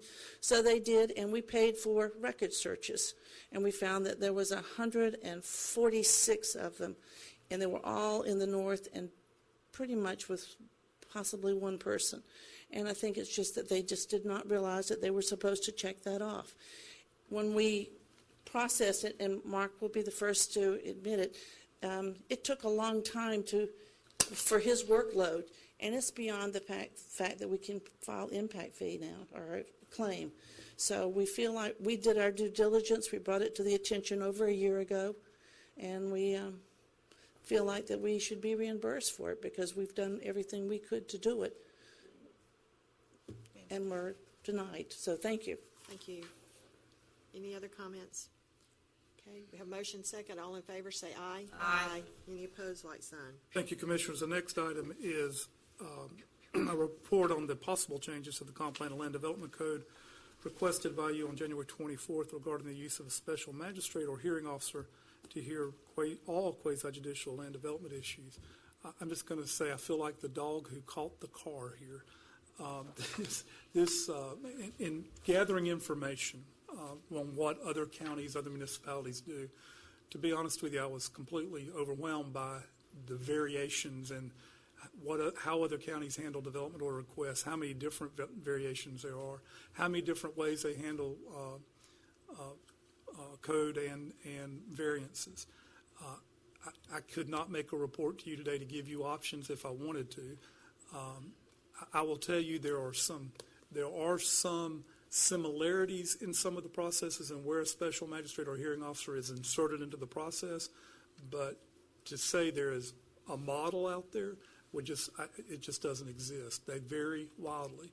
What I would like to propose to you is that you give me, quite frankly, a little more time, 30, 60 days, to come back with a report to kind of detail the various options I've seen in some sort of organized fashion. In other words, I said there's a wide variety there is, but maybe I can narrow it down to what a majority or how the model is used in some other places. And I also, quite frankly, given the fact that we're about to have a new planning director, it would be helpful to me to be able to sit down with that planning director, whoever he or she may be, and say, let's look at our code, see how, if the commission's still inclined to go with a special magistrate or hearing officer, how could we do it within the confines of our code, and make those changes with that person on board. I would feel a little uncomfortable drafting a whole bunch of changes and then dropping in the lap of some poor person who's going to be our new planning director. But I will tell you, those folks who practice land use across the state, how they keep up with the various different ways development orders are approved are, quite frankly, beyond me. So if you'll give me some more time, I would deeply appreciate it. What percent uses a hearing officer? That's a great question. In some form or fashion, most every county uses some kind of hearing officer. Now, do they use it for development orders? Not all of them. Some of them use them just for variances. Some of them now, we have a different code than some people because we don't have straight zoning in Walton County. Some counties use them for conditional uses. Some counties, quite frankly, that's the only review that a development order will get would be from a hearing officer. Some counties have incredibly limited access by the public. Some don't. It's just, quite frankly, remarkable how wide and varied they are. But if you're asking me, of the 67 counties, how many use a hearing officer, I would say a majority, but I haven't counted, but use them in some kind of form. Yes, ma'am. Any other comments, questions? I do. Oh, sorry, sir. Go ahead. All right. My only concern is fairness, and I think you all realize I'm very much we've got to be fair to the citizens, and we have to be fair to developers. We've got to be fair to our tourism. In the grand jury report again, under developer influence, we've received, and this is older, but I just want to know this is gone before we even entertain this. We have received testimony that developers have a greater access to planning department offices than allow the general public. And that concerns me. As long as we can do this fairly, I can see changing the way we do things. But right now, I think the public deserves the right to know what's going on with all of the developments and everything that should possibly come in front of the quasi-judicial where they have a voice. And just so you know, again, it varies. But obviously in most places, I'd say the vast majority of the places, in any quasi-judicial hearing, whether it's conducted by a magistrate or hearing officer, some counties are actually using, at least one, I shouldn't say some, are using the Department of Administrative Hearings in Tallahassee to conduct the hearing. There is public input, but I am very cognizant of what you're saying. I lived through that grand jury investigation, so, but I just need a lot more time to put together a report for you that you could understand and make sense. Mr. Chairman? I'm going to make a motion, give Mark 60 additional days to come up with It's going to be a report on various models and recommendations, yes. Give you Do we need 60 to days. limit him to time, or just have him come back to us whenever, you know? Well, I thought you I don't mentioned care. 30 and 60. It'd make any difference to me. I work better with a deadline. Well, so be it. I second. So do I. We have a motion second, from the comments from the audience. Dana?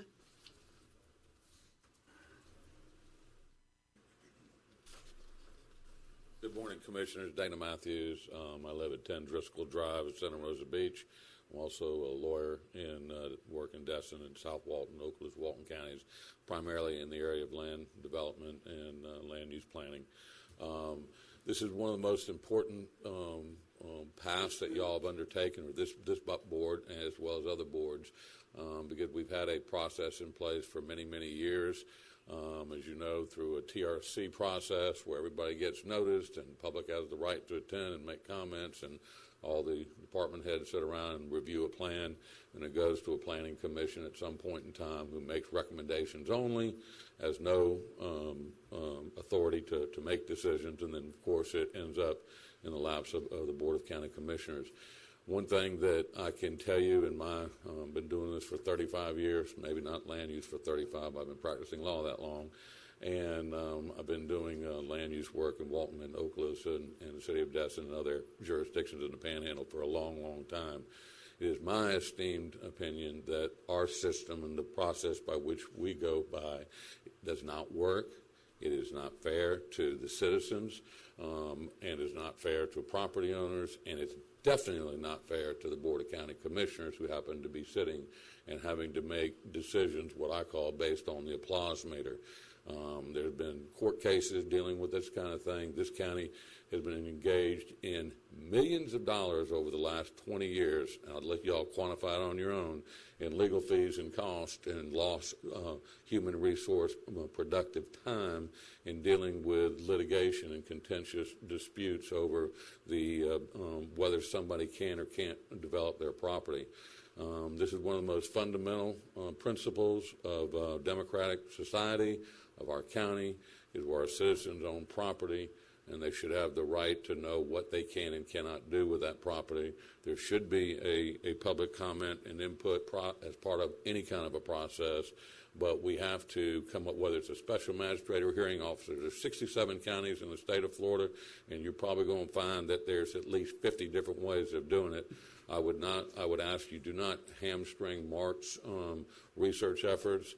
I would ask you to have him let myself and others that are involved in this process be involved in some of the findings and the different types of ordinances that he is finding in other jurisdictions, so that we can offer our comments for free to help the county, hopefully within the not-too-distant future, develop a system that's fair and equitable for all our citizens. Thank you. Thank you. Ms. McQuiston?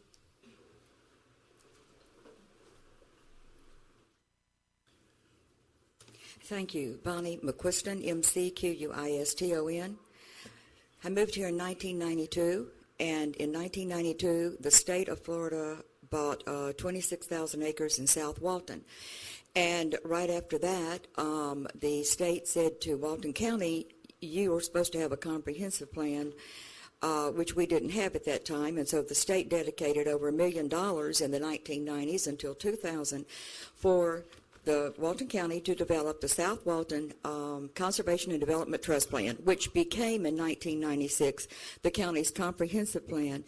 And then I'm going to quickly move through this, but it's interesting to hear the history. But anyway, in the 2000s, all of a sudden when we started implementing this comprehensive plan, which required a land development code, which is the law that enforces the comprehensive plan, we found some new animal called quasi-judicial, and that was that you had to have a hearing on development issues that drew findings of fact and conclusions of law. And I was with the Walton County Taxpayers Association during the 2000s. I was their president, and we did a study on because all of a sudden we had development issues decided on findings of fact and conclusions of law, and we had commissioners who weren't skilled in the law. They were Our commissioners are elected politicians. They did not have the knowledge to make those decisions based in law, and no one really knew what this was all about. So we did a study, and we concluded, after I called several counties in the state, that we needed to have something called a hearing officer, someone who was schooled in the law, who could understand what we were listening to. When we had expert witnesses, which is required in quasi-judicial by its very nature, it's judicial, it's law. So we recommended to the county commission at that time and the county attorney that we have a hearing officer. Now, let me fast forward because, and I hope I'm probably going to go over, but I think, number one, you cannot take the people out of the process. You really can't. That's what, and people are afraid of what they don't know. And I think that it's really important to define, number one, what you guys want to accomplish. What are you trying to accomplish? That people need to understand that with going to a hearing officer. Secondly, the statute differs from hearing officer to special magistrate to special, master. Those are different things. They're not the same. Special magistrate's a much higher level than a hearing officer. So I spent yesterday talking to some land attorneys in Tallahassee, and there are several things. First of all, the Land Development Code is the law. That's the law, and I doubt that we have commissioners or most people in this room don't really understand what's in that Land Development Code. And frankly, our comprehensive plan is required to be updated regularly, but we haven't really refined the Land Development Code. It is full of ambiguities. From provision to provision, it is not consistent, and in a lot of cases not consistent with the comprehensive plan. So number one, you got to get the Land Development Code right, and I'm sorry to go over, but you got to get it right whether it's you deciding the development issues or a hearing officer deciding or a court deciding, because that needs to be right. That needs to be consistent.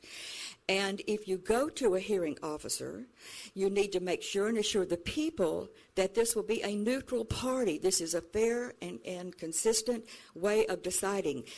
You can do a tiered situation where you have a planning commission. You keep your planning commission. Only on the contentious issues, case-by-case basis, you use a hearing officer.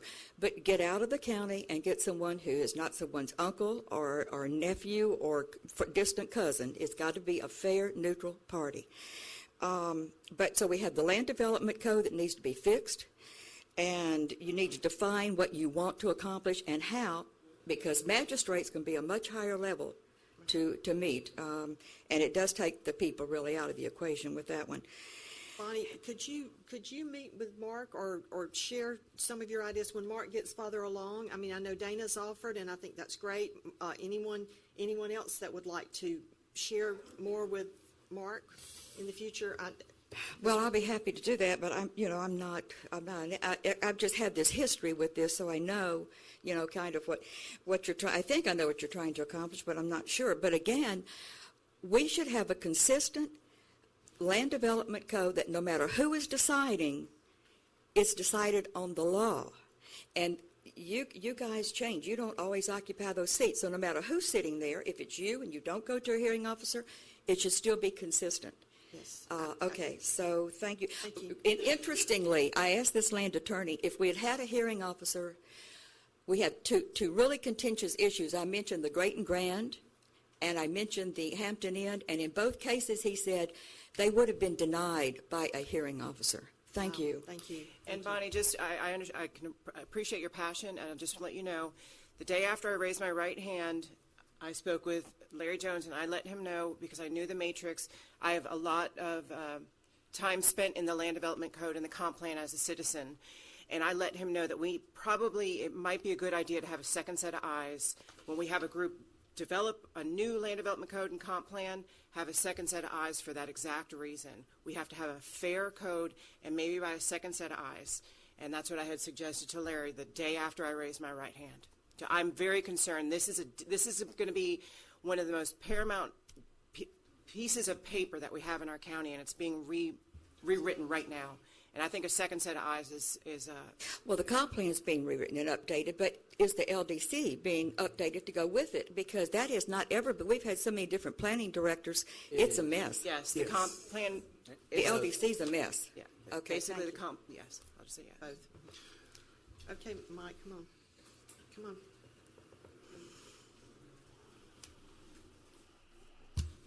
Hunter's Ridge is going through the same thing. Yes, sir, we don't need all that information. Well, she has it. Go ahead. No, I'm talking about Oh, go ahead. litigation. Oh, okay. The developer went bankrupt, and it's not a homeowners association anymore. It's a bank association because he dictates to us. He's got 41 lots. He's got 41 votes. There's 20 homes. His 41 lots is worth $750,000. The 20 homes are worth over $3 million, and he's still dictating to us. They called for a 60-foot right-of-way on the roads, 10 on each lane and 10 on each side of the road for utilities. They're in violation. Some of the water, sewage is more than 10 feet off the right-of-way. Right. And we are talking about a special magistrate or hearing officer, so are you trying to tie these two together? I'm trying to tie it in together because the developer went bankrupt. Yeah, this is in the city limits, too.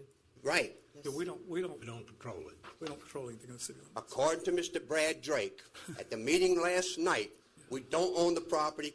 You are able to build on your property under the rules and regulations. Yes, sir, turn of around, this- Mike, turn around to me, Thank you. You were there. Yeah. Under the rules and regulations of the state, counties, cities, and homeowners association. Now, that's 4 different, y'all understand what I'm saying? No, sir, no, you have to talk to me. You get to talk to me. You understand what I'm saying? I think. It's not my job. Uh-huh. I'm sorry, Madam Chairman, this has absolutely, he has a valid Well, point. I'm trying to It get has him to nothing bring his to do point with to a head. hearing officer. Yeah, we're talking about a special magistrate or a hearing officer, and do we need that in our county? I'm in process of buying some more land in Florida. Okay. A private easement is 10 feet. Right. A public easement is 20 feet. Yes, sir. The utilities want 10 feet on each side of the public right-of-way. Right. That's a 60-foot right-of-way. Yes, sir. What is legal? What? I think this is a discussion for another day, so let's. I'm agree with this lady. Yes, sir, but we're talking about special magistrates or hearing officers. Now, if you want to make a comment about that, please do. I want to apply for the job. Which one? If you want to run for county commissioner, then I'll. No, I'll the go- mediator, Oh. the judge, Okay. or I want to apply for the job. Thank you. Thanks. Thank you. Mhm. Mr. Hudson.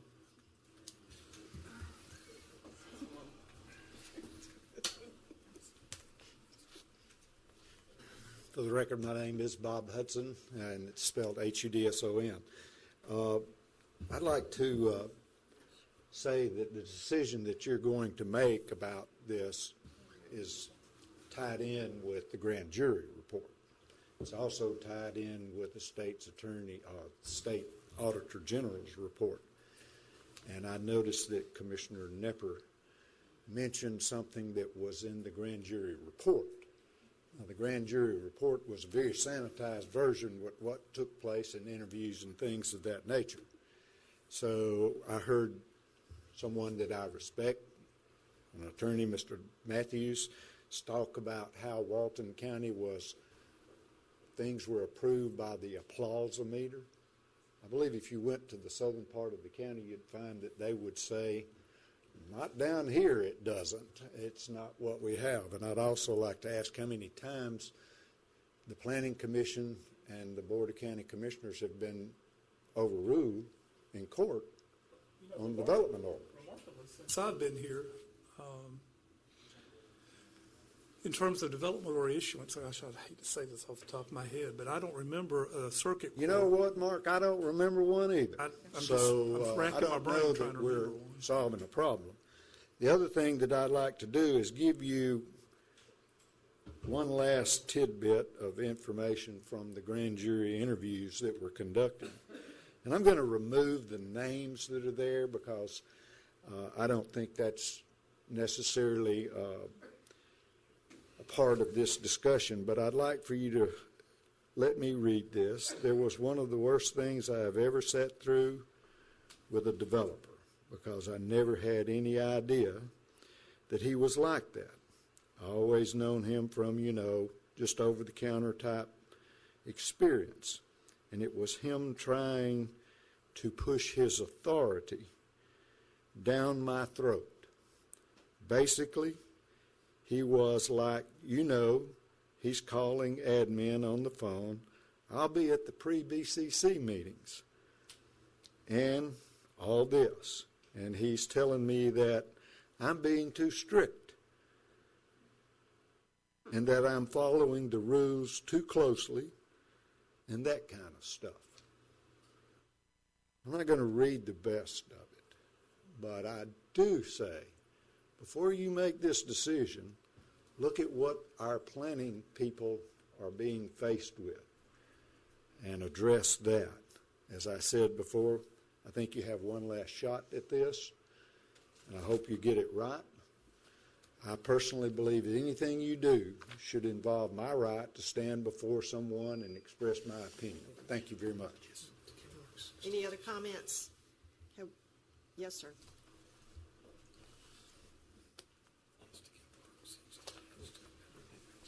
Well, I just want to ask commissioners, surely with an issue of this magnitude, surely you've gotten a lot of public support for this.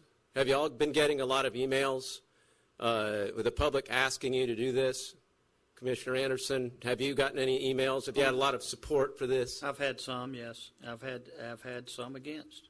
This is just a process to see if we can use this. If we feel like we can't, we're not going to vote for it.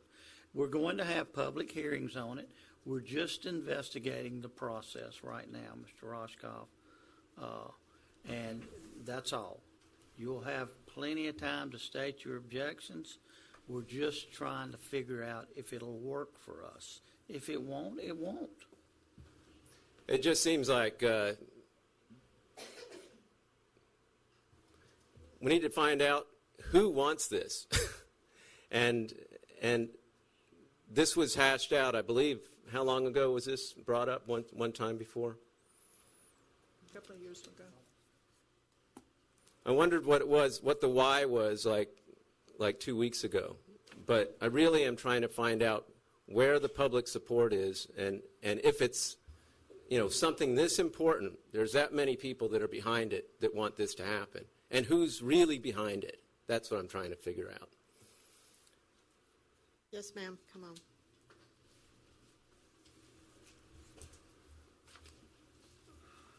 My name's Linda Morse, M-O-R-S-E.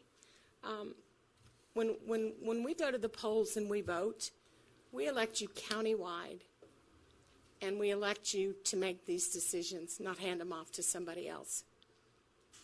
You're going to increase taxes when you do this, and it's not a good thing. We elected you all to do a job, and you need to do it. Any other comments? We have a motion to give Mark, I believe, 60 days. A motion and a second. All in favor, say aye. Aye. Any opposed, like sign. Thank you, Commissioner. Thank you, Commissioners. That's all I have. Commissioner Tony Anderson, do you have anything? No.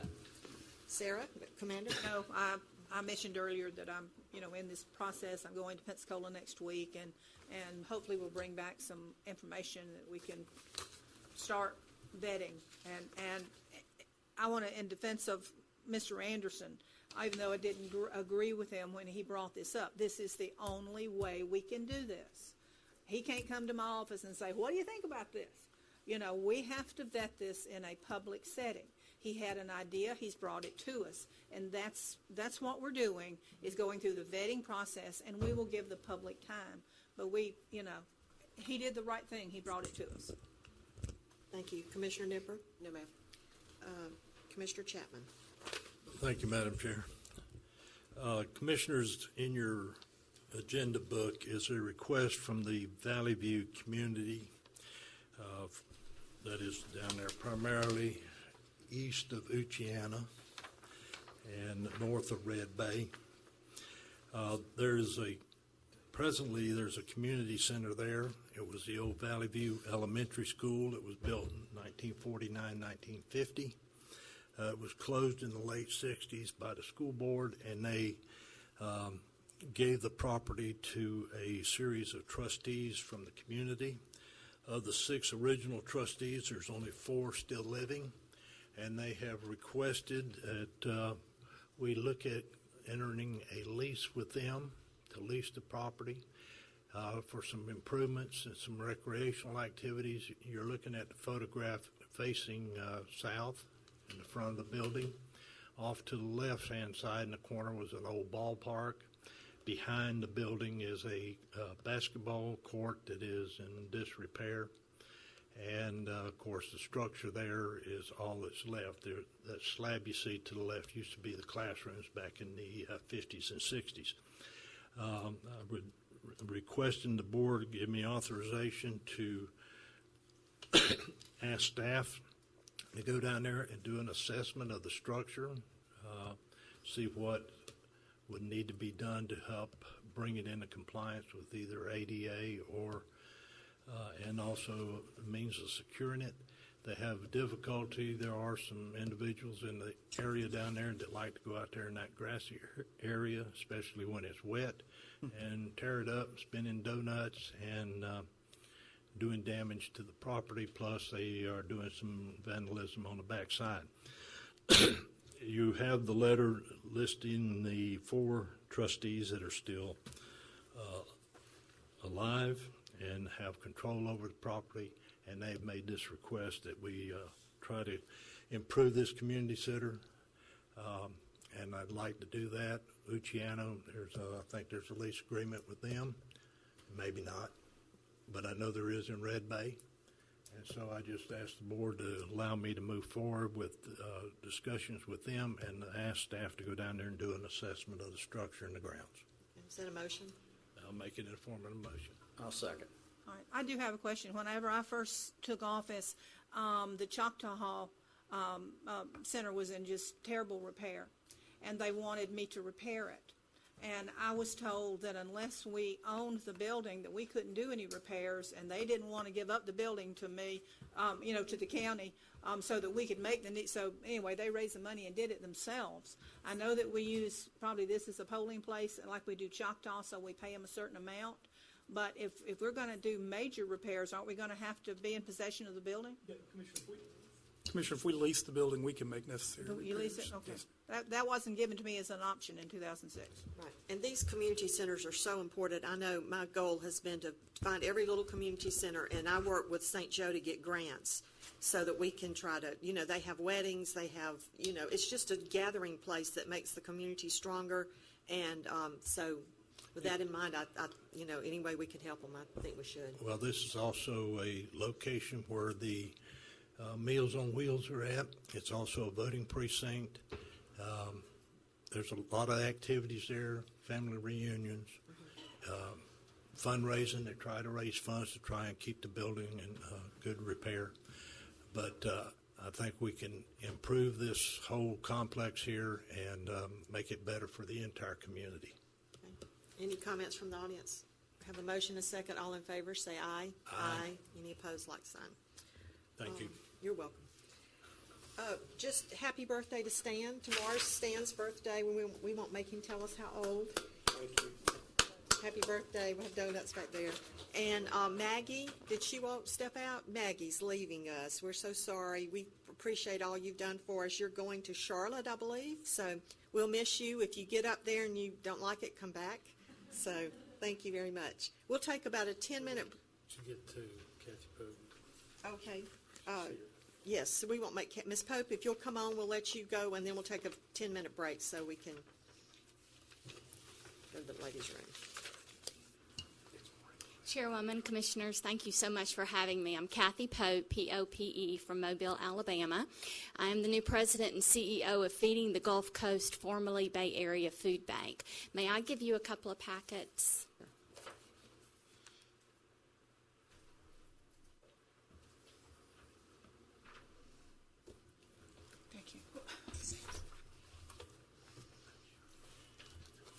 Make sure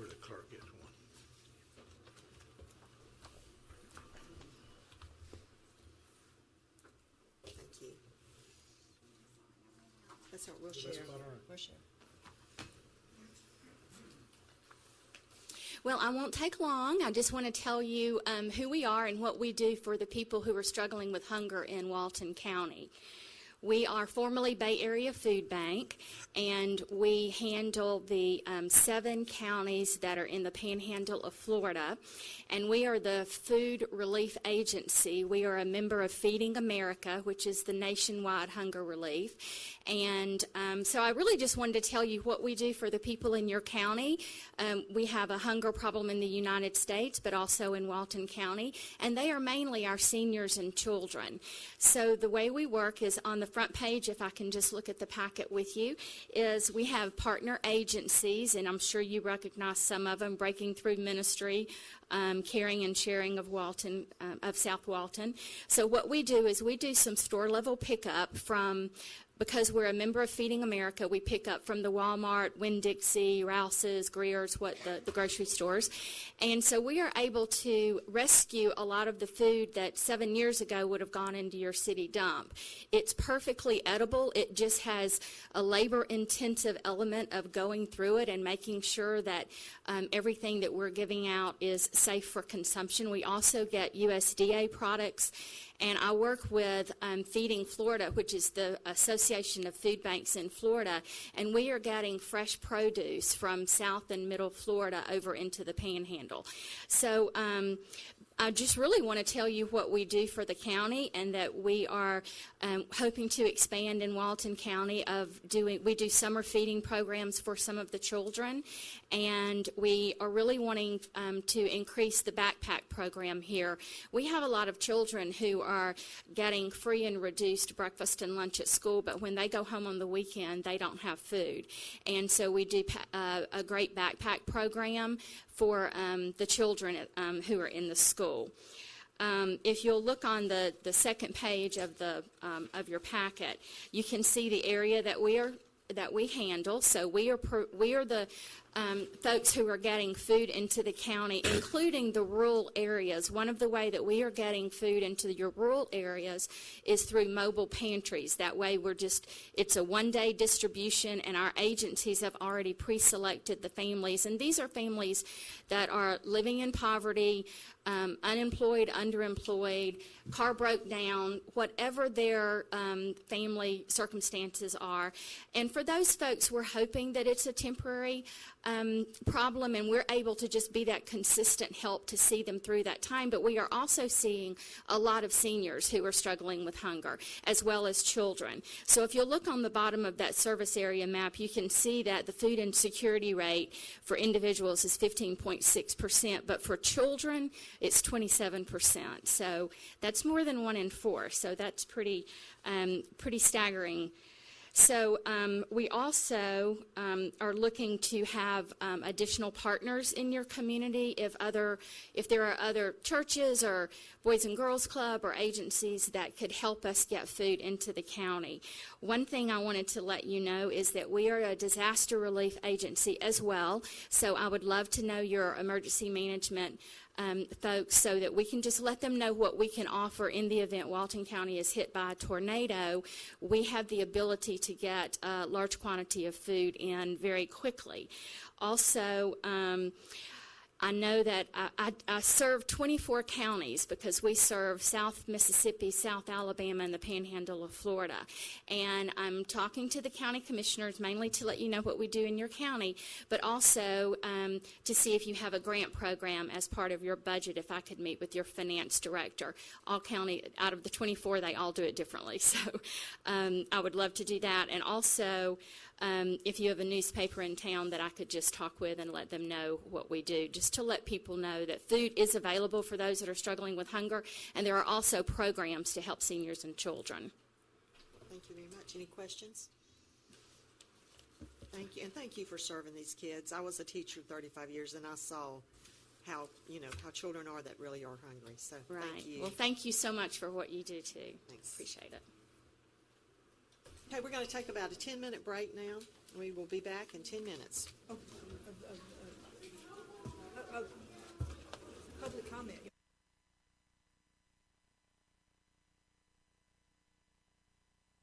Order. Are there any public comments now? If you have a public comment, would like to come and talk about anything not on the agenda or on the agenda?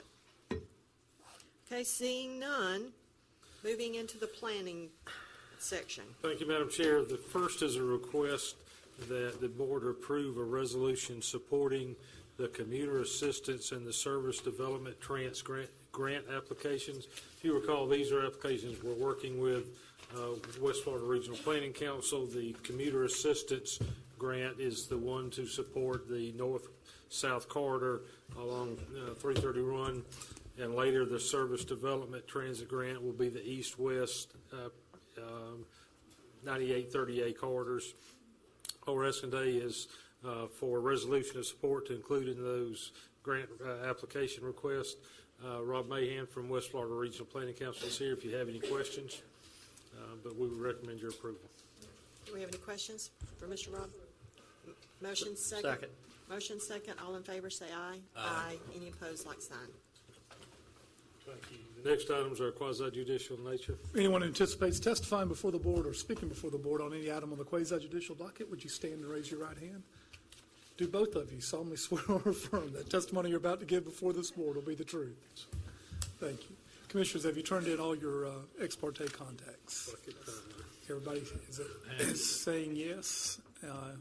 None? Okay. Well, that's good. None, no ex parte contacts. None. Mr. Jones, it's all yours. Thank you. Commissioners, the first item is the Foy abandonment. There is a request to continue this item to the March 14, 2017 BCC meeting. We would request that you approve that continuance.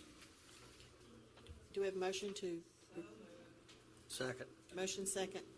All in favor say aye. Aye. Any opposed, like sign. Thank you. The next item is we're requesting your approval of final order for the YOLO board distribution. This project is regarding the prop share fee and the traffic generation for this facility. And Rita handled the project, and so they're here if we need any questions. But the bottom line was when the project first went through the process, the chip generation and distribution was calculated as if the public would have access to the facility and folks would come and go. And that's what the first prop share fee was based on. Subsequent to the issuance of a development order, it was determined through some additional traffic studies that was not necessarily the case, that it would not be a storefront, or it would not be the situation where the public would be coming and going. It would be those that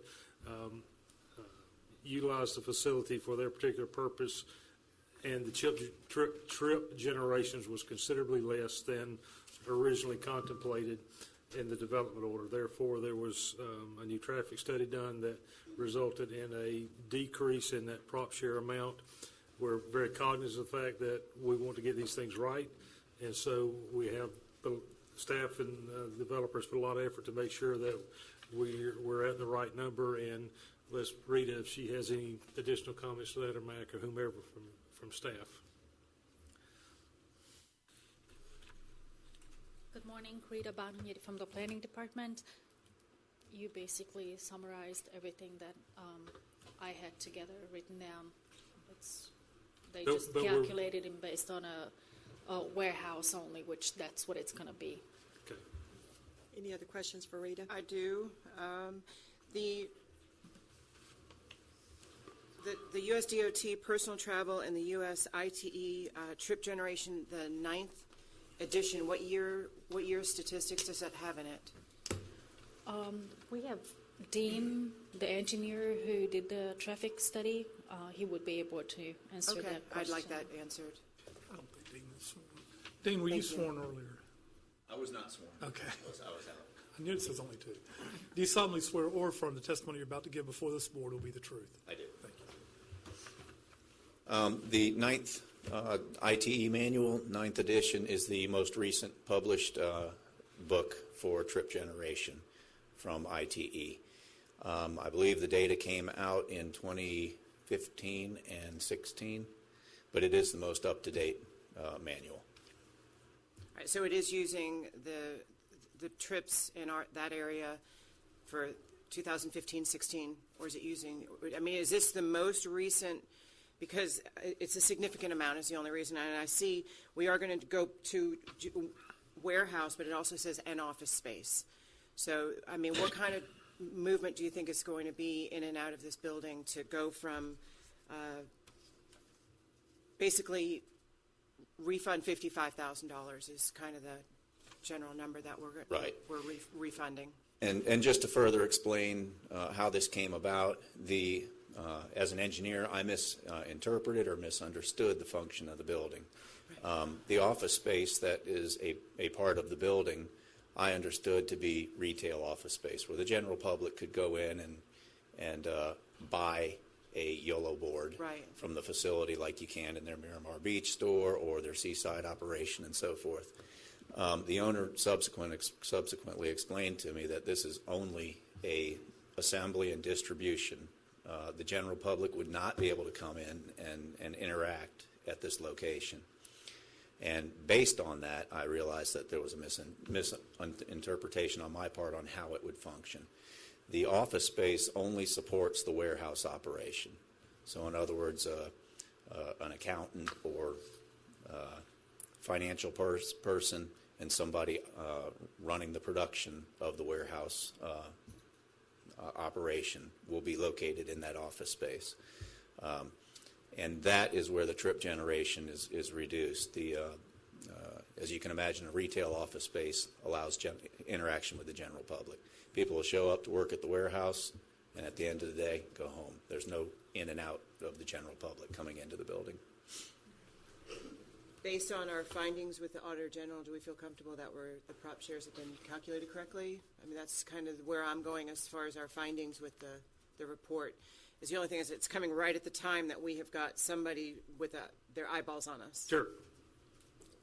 I think we're very comfortable with the calculation based on the understanding of the use of the facility.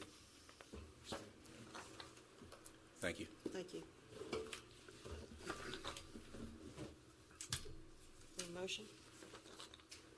Motion to approve. Second. Motion second. All in favor, say aye. Aye. Same. Any opposed, same sign. Thank you, Commissioners. The next item is the Lambert Smith small-scale amendment. This is a parcel located in Mossy Head off of Deer Valley Road, which runs to the east off of County Highway 1087. Some time ago, this property was seized by the Sheriff's Office in a drug investigation. It became property of the county, and at that time, let me back up, it's located in Lake Tantara, if you know that area. At that time, the Sheriff's Office desired to use that facility for a number of things, but in the EAR amendment, the land use was changed to public facilities, which is what it would have been in the use from the Sheriff's Office. The county surplused the property, I believe, in 2014, and it was sold, but it still has the public facilities designation. What we're requesting and what your action today of approval of this would to move it back to the land use designation that it was prior to the forfeiture and the ownership by the county. So this will allow it to go back to the previous land use, which is the land use of all the surrounding properties. Motion to approve. Second. Motion second. Any other discussion? All in favor, say aye. Aye. Thank you. Motion to adjourn.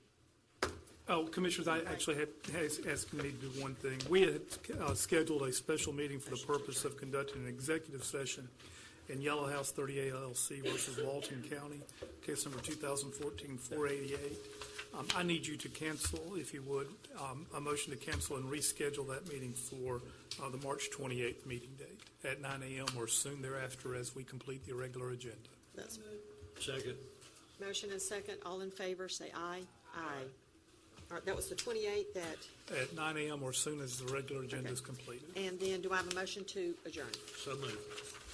Adjourn. Thank you. Thank you, Commissioners.